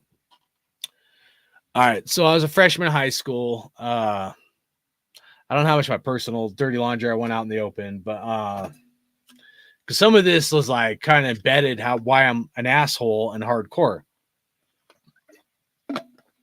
Fuck it. Who cares? I don't want to. First of all, I don't want anybody to feel sorry for me. I don't fucking care, guys. I mean, I do, but like it's all like past tense. But I just want to share some with you guys. Like, so my mom tried to kill herself on Christmas Eve when I was like 7th grade. It was like a really like fucked up time in my life, man. You know, ambulance comes and has to take your mom away to the hospital, and you know, my mom found out she had like a brain disease.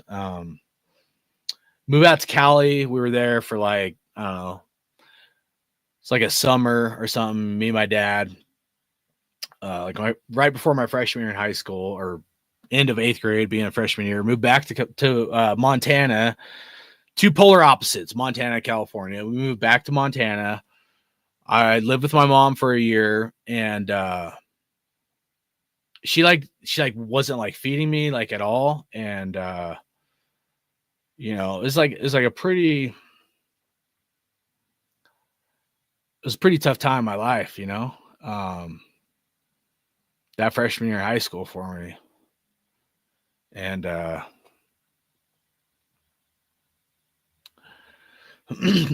remember being sad, like walking to school, like in the snow and shit, and I remember like crying, you know, and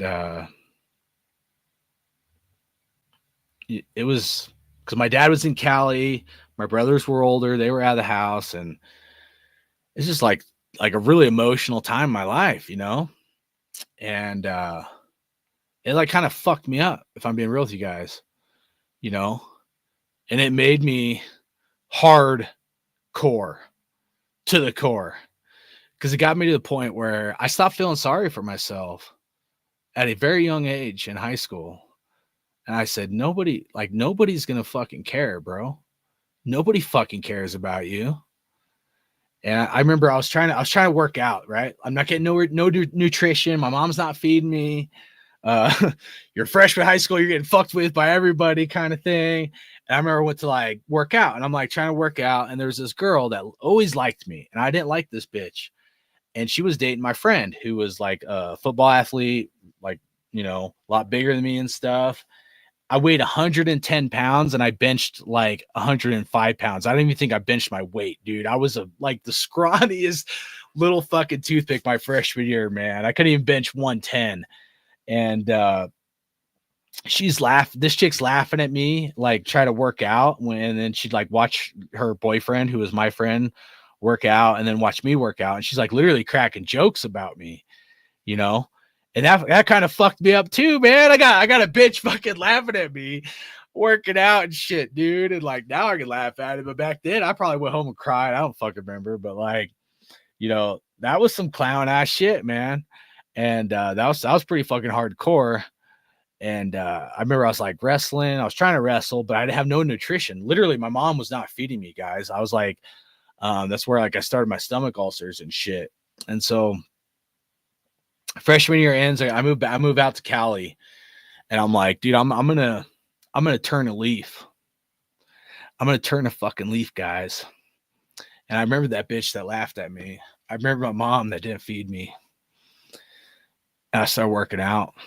I started eating healthy. I was living with my dad and his girlfriend, and I was taking weight gainer. I work out 2 times a day. I'd work out at weight class. I wasn't a big guy, guys. I wasn't.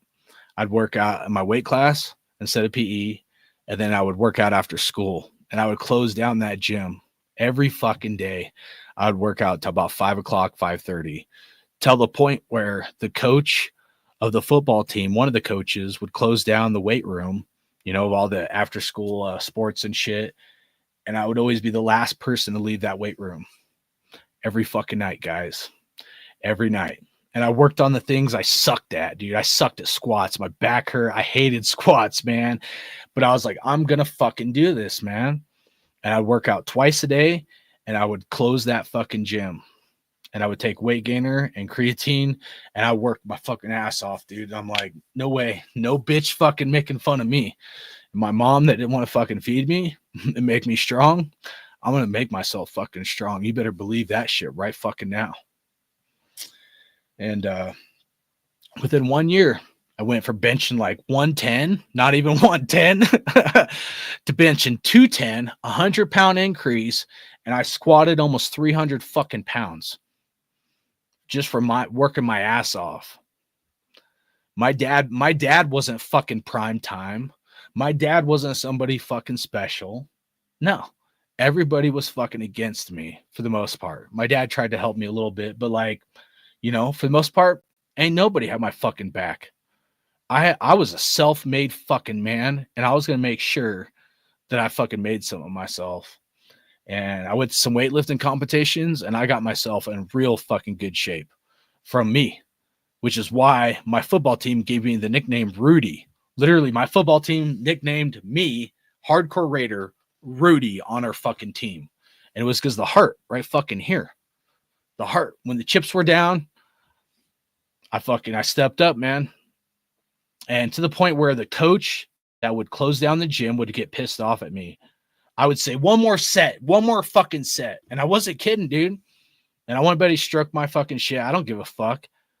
But I would shut down that gym, and that coach would have to make me fucking leave because I was going to give everything to be fucking better. And then the other story I want to share is when I went in the Army. My dad dies this horrible fucking death. Literally see my dad's brain guts in a fucking field. Fucked me up pretty fucking bad.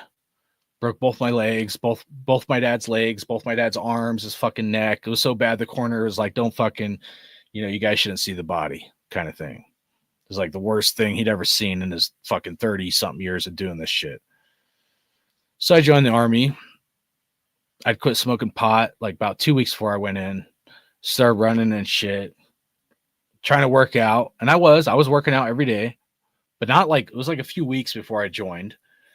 And I go into the Army, and I knew I had like a fucked up knee that I'd fucked up riding my motorcycle. I bent my knee backwards. And so I knew my knee was probably going to be an issue. But I wasn't going to tell anybody. You could say that's fucked up or whatever. I don't fucking care. So I go to basic training, and sure enough, we're running a lot every day, and my knee swells up. It swells up to the size of a fucking grapefruit. I shit you not. If your knee was supposed to be this big, my knee swells up like this fucking big, man. It was insane how big my knee was. Where I could barely get my pants over my fucking leg. My knee swelled up so bad. And I got guys in our platoon of 50 guys cracking jokes about me and making bets. Literally, there was guys that made bets for $300 or $500 that I was not going to pass basic training. That's how fucking bad it was. And I wasn't going to get recycled, because if you get recycled, you got to go back all the way through basic training and deal with the same bullshit. And basic training is like being in fucking prison. If you ain't been in the military, you don't fucking know. But basic training is fucking terrible. If you're a little bit older, I was 23 when I joined the Army. And it was like being around a bunch of class clowns and fucking idiots. So we're in basic training, and my knee's fucked. I know my knee's fucked, man. I'd be good for about the first mile. And after the first mile, it would feel like somebody had a knife. Like if this is my knee right here, and this is the back side of my knee right here, it's like somebody had a knife and they just fucking were digging this motherfucker in the back of my leg. And it hurt so bad. It do like, I'm telling you, you guys don't know fucking pain till you felt that kind of fucking pain. And it felt so fucking bad to the point where like I was holding back tears, but I wasn't going to cry. I'd already done cried. I cried when my mom tried to kill herself on like in 7th grade, dude, on Christmas Eve. You know, I'm not fucking crying. Go fuck yourself. But I wasn't going to give up. I might slow down on our runs, like a 2 or 3 mile run, a 5 mile run, but I wasn't going to give up. I was not going to give up. And after 1 mile, it was like every step would be like,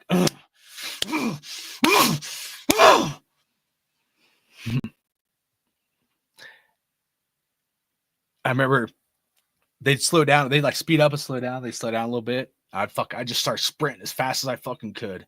I was like, this motherfucker's not giving up. You got the wrong motherfucker if you think I'm giving up. And I catch up. And I remember there was a platoon of like all like special forces guys. And they're like, this dude turns to me and he's like, you know, he could tell I'm in pain. I'm not faking it, guys. I wished I was fucking faking it. And he's like, he says, you have a heart of wood and I would go to combat with you any fucking day of the week. I wasn't doing it. I was in pain. I'm just trying to fucking hang in there and not give up. Like, you know, and I'm worried. I'm still worried. It was so bad, guys, where our platoon sergeant, and you guys don't understand, a lot of you are fucking mentally and physically weak, so you don't get it. But it was so bad where our platoon sergeant of like 50 swinging dicks was like, if you're hurt or you're broke back and you're fucked up, you're holding your whole platoon back. Cause if you get like, if you're injured in combat and you can't like, you know, finish the mission, then you're a casualty and you just battle buddy fucked your entire fucking platoon. And he wasn't talking about everybody. He was talking about me. He's like, there was maybe some other guys and some other shit, but like, he was literally talking about me because I would like fall back, you know, but I'd pray at night. I go to bed and I just like, I'm not giving up. So we get towards the end of basic training. It's like a 3-month process. Let's say get to the end of basic training. We got in the field for a couple weeks, like 2-week fucking bullshit, doing all these like field missions and shit like that. And then we come back, we got to take a PT test. Something happened in that rest period. Like we were still out there doing a lot of shit, but like we weren't running like all the fucking time. So my knee, I think had some time within those 2 weeks to recover because it was so much like just boom, boom, boom. My knee never recovered the entire basic training until FTX right at the fucking end. So we get done with that. We come back and we got to take our PT test. And remember, there's a fucking point to this, guys. Some of you guys know part of the story, but I'm going to share it anyways. We go take our PT test. And before, like, I would be at the back of the line. I would push myself to the front. Dude, you're talking about a guy who's nicknamed Rudy. Like, I wasn't first in anything. I wasn't the fucking super jock. I wasn't benching fucking 250, 300 fucking pounds. I worked my ass off to bench fucking 210. And when the 2 mile that we had to take for our we had to do push-ups, sit-ups, all that shit went good for me. But when we had to do the 2 mile, like I pushed myself to the front. I'm like, I'm not going to be stuck in the back with all these other motherfuckers, you know, because it's not when you do your PT test, it's the entire troop or company, which is like 200 guys or 180 guys. It's 4 platoons of like 40 to 50 guys. So you're close to 200 guys that you have to fight, and everybody has different paces and all this shit. So I told myself I'm fighting to the front, and I literally pushed guys out of my way. Like one guy like tried to fucking fight me. I get to the front of the line and he's like, you know, who the fuck are you? And I'm like, I don't fucking care. Like I'm not getting stuck in the back of this shit because I knew all those special forces guys, right? Were at the front that were long distance runners. I knew if I could just like either keep up with them or be able to physically see them, then I could do good in my 2 mile race. And so I pushed myself to the front. 2 mile starts. I'm doing good. I'm keeping up with some of these really fast guys, like good to the point where like I should not be doing this good. And what you do is you run 1 mile there and then you turn around, run 1 mile back. And by the time I got to the halfway point, I remember remembering like nobody in my platoon had passed me at this point. guys that were far more physically fit than me, guys that were far faster than me, guys that were far better athletes than I was. But when we reached that halfway mark, nobody in my fucking platoon was ahead of me. And I knew it. And I remembered every fucking swinging dick in my fucking platoon that said either I wasn't going to pass basic training, that I was broke back, you're broke back, your fucking knee is fucking mush, all this shit, people talking fucking shit. And I said, not today. Not today. Another day, you might beat me, but not fucking today. I'm going to be first this fucking time. And I used all that energy, all that motivation from my childhood to my dad to everything that ever fucking fucked me up in my life to cause me to be a winner on that fucking moment. To the point where not only would I keep up with some of these, like, you know, guys that were cross country fucking athletes going special forces and shit like that, but the last 200 fucking yards of this 2-mile run, I literally was sprinting full speed, racing another guy. And nobody does that, dude. This is heart, dude. This is something within inside you. Either you fucking have it or you don't. And when I ran that 2-mile, I crossed that finish line at 12 minutes, 30 fucking seconds. A 12:30 2-mile.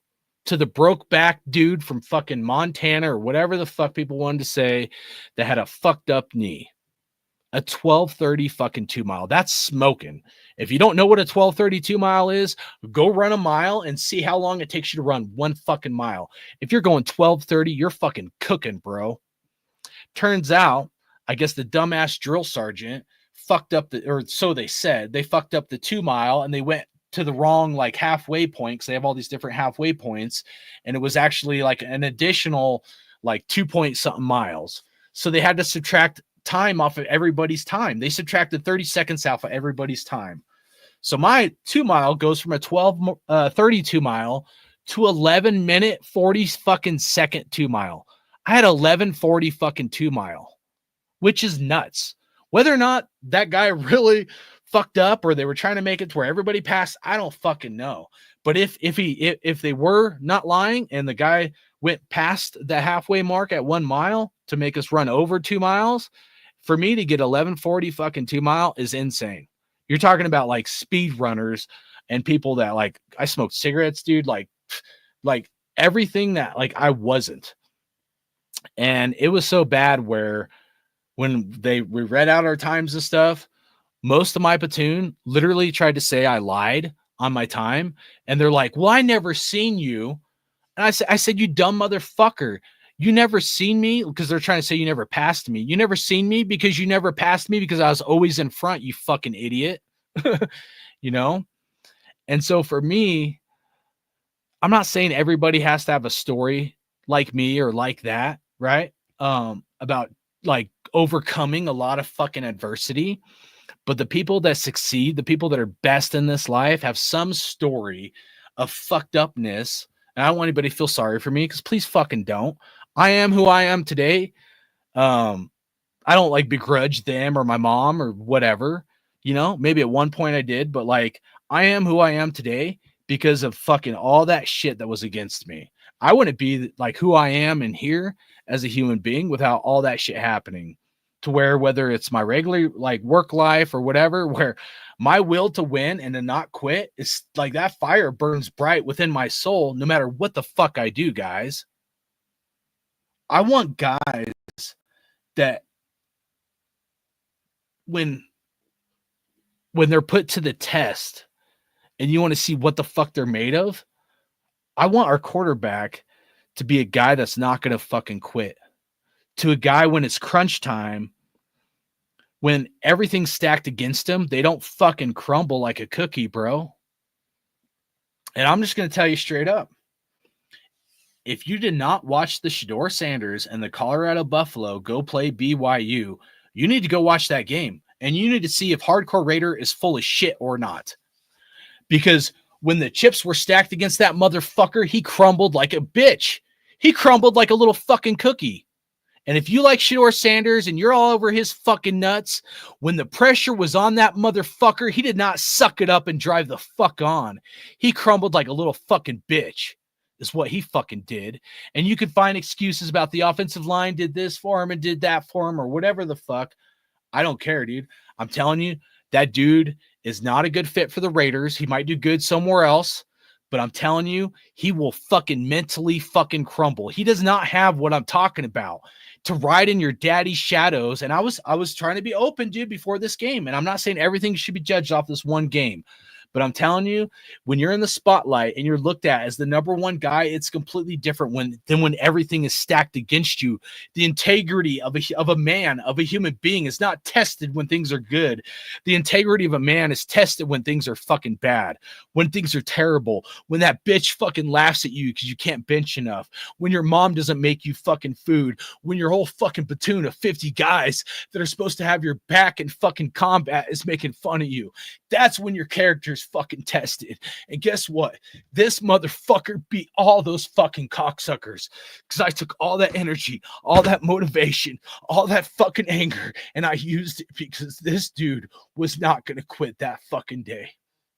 And this dude was number fucking one. I want that guy.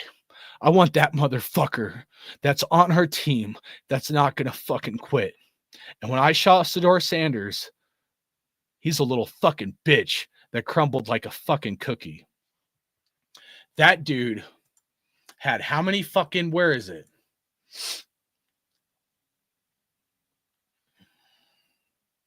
I'm going to pull it up here. And then I'm going to fucking end this thing. I don't even fucking care about doing the comparison.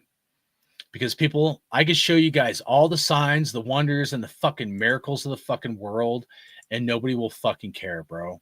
Nobody will fucking care, guys. Because you guys see what you want to fucking see. And you'll look at me and you'll fucking try to, say whatever you want about me. And that's fine. I will fucking shoulder that shit fucking too. But when I look at Shedeur and how bad he struggled against BYU, it's not even like hardcore's being too mean on him. It's like what the fuck was happening, guys? Like, if you watch that and you watch it with an analytical fucking brain,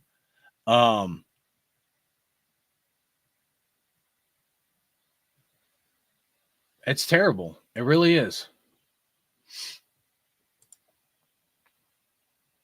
And I don't want him on our team. I'll just tell you fucking straight up. I don't want that motherfucker on our team. He fucking crumbled, dude, when things were fucking, like when the real pressure was on. And why? You know what I mean? He went into halftime. I took screenshots of it, dude. He went in halftime with 70 fucking yards. 70 yards, I believe it was. And you don't believe me? I'll fucking show you guys. I don't know why everybody's on this dude's fucking nuts, dude, but other than his dad being fucking so Colorado, it was 20-0, third quarter.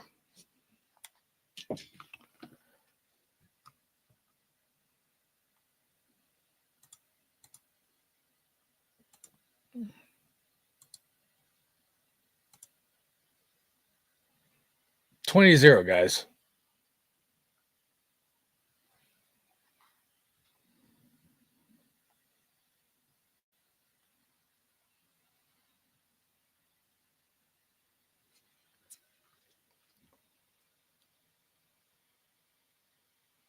It's too bright. Give me a second.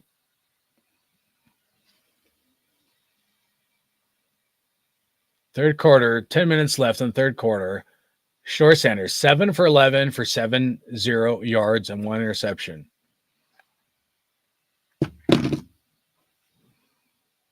This dude's supposed to be the first overall pick and the guy that we're supposed to be excited about. And there were several things that really got me. Did he hang in there tough? Will people say the offensive line was bad? Yes and no. And here's my caveat to that. In the NFL, how much time do you have to throw as a quarterback? It's like 2.7 to maybe if you're lucky, 3.5 seconds. You watch Shedeur, there was plays where he was trying to hold on to the ball between 3 and 5 seconds, dude. If you have 5 seconds to throw the ball in the NFL ever, that's a miracle. That almost never happens where you're going to have a full like 5 seconds to throw the ball. And Shador's sitting there trying to hold on to the ball way too long, which has been one of the main critiques. And people say, what's the offensive line? No, dude. His decision making and the amount of time that he takes to throw the ball is terrible. And he thinks he's more athletic than he really is, like mobile quarterback and running around like this. And I seen it the prior game, and I'm just like, dude, what is he doing? I was actually rooting for him. I want him to prove me wrong. I want to see what this dude fucking has, you know? And you could go to Jackson State, people be like, well, it's an HSBCU, and he has had it tough. And dude, he's been riding his daddy's coattails the entire fucking time. He hasn't been outside his fucking daddy. You know, his daddy's coached him his entire fucking career, bro. Like, what are we talking about, dude? What are we doing here? You know? And yeah, overall, I guess not too bad as the game ended. You know, 36-14, 16-23, a little over 200 yards, 2 touchdowns, 2 interceptions. I'll say one of those interceptions wasn't really his fault necessarily. But fuck me, man. If I'm supposed to be excited about this guy, and then that's the horse shit he put on fucking display, I'll tell you fucking straight up right now. I don't care if it's Warreb or any other fucking Raider fan or whatever. I'm done. I'm out of the Shador train, dude. I do not want that dude on our fucking team. And when I look at him, when the chips were stacked against him, you know, he didn't knock on wood if you're with me. He didn't suck it up and fucking drive on. He crumbled like a little bitch. And I'm sorry, but I don't want that motherfucker on our team. I'm telling you, he will be a fucking cancer. You know where he'll fit in? For the New York fucking Giants. The New York Giants can have him. I don't care. It will be a blessing in disguise. Cam Ward, we'll see on Cam Ward. But right now, I'm out on Shador Sanders, dude. I am. And if you look at some of the traits, like the funny thing is people will say this about quarterbacks. They'll be like, oh, I look at like mental and the arm and the accuracy. And like, you know, I'm not taking shots at AJ Rader because like I think he hit the nail on the head. But we point out these traits, what we want in a quarterback, right? And then mobility is kind of more further on the list for a lot of us. And then you look at Shador Sanders, and he's not that great at a lot of those things. He's really fucking not, guys. Like, people that think that he's like this greatest thing since sliced bread and the competition to like how he's handled certain situations, I'm not buying it. Not on my watch, right? The great Harvey Dent, not on my watch. So, you know, that's where I'm at with Shador. I'm out on it. I don't want to tank. You know, people that want to tank, they never wanted Aiden O'Connell to start from the beginning. They never wanted the Raiders to have a shot. You know, I want the guys that, like, if your battle buddy's down or whatever, like, you're going to have their back and they're not going to fucking quit, man. And I've held that mentality most of my life and my experiences. Am I an asshole, prick, or whatever? Yeah, I am. But the other reality is you're fucking soft and you're fucking weak. And so is society, you know? So you can call me hardcore. You can call me whatever you want. I really don't fucking care.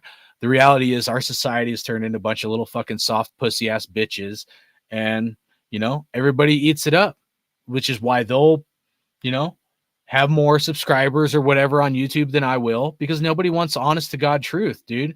Shador Sanders looked like chewed up fucking ash cheese, dude. Straight up. If you watch the game and you have 2 eyes to see, if you sit there and you try to tell me Shador Sanders balled out or it's all his offensive line's fucking fault or all this shit, you're full of shit and you're not being fucking honest with yourself. Because I tried to look at it as not an anti-Shador Sanders opinion. I tried to look at it from an analytical point of view and perspective, and I actually wanted him to do good because I want to be excited about Shador Sanders, and I want to be excited about the Raiders getting a guy if we were to get a Shador Sanders. And what I saw was nothing that I would never, ever want on my fucking team, plus the fucking, you know, entertainment clown show that he brings with it. So, you know, he wants to do good. He can follow his daddy, and his daddy can be all over his fucking nuts too. And his daddy can make him great again or whatever the fuck. But I don't want him on our Raiders, you know? And I know that's a hot take and people be like, oh, you're fucking crazy. No, I'm not. I'm telling you, if you want to see what the dude is made of, it's when the chips are down. And when the chips are down, you did not see him excel. You saw him put a towel over his head and fucking crumble and feel sorry for himself. So no, I don't want that. I'd rather have Aiden O'Connell than Shador Sanders. Stick that in your fucking pipe and smoke it, bro. All right. I think that's all I'm going to have for today. Done that rant and raving. Max Crosby. Last thing on that is he's probably not going to be Raider next year, and Michael Mayer could be gone too. Kind of mentioned something briefly about Michael Mayer last time, but as much as I love both those guys, they're probably going to be gone because Raiders do dumb shit. And so the Raiders will probably do nothing that I said this entire show, where everything meshes well as a well-oiled machine and stuff. They're probably going to trade Max Crosby for some trash fucking draft pick. We'll get a kicker in the fucking first round. Michael Mayer is going to like get traded, to move up to get Shedeur Sanders, and Shedeur Sanders will end up being one of the worst busts in franchise history. And he wears the number 2, which is the same number that Jamarcus Russell wore in college, as well as the NFL for the Raiders. So those of you that have a Jamarcus Russell jersey, hey, you're in good shape, man, because guess what? You can keep that number 2 Jamarcus Russell jersey, just change the name on the back from Jamarcus Russell to fucking Shedeur Sanders, and you'd be good to go. You don't got to buy a new jersey, man. Just change the nameplate. That's all I got for you guys. I'm fucking heading out. Take it easy. Happy New Year. Don't drink and drive. Appreciate you guys. I'm Hard Creator. There's only one nation. That's Raider Nation. I'm out.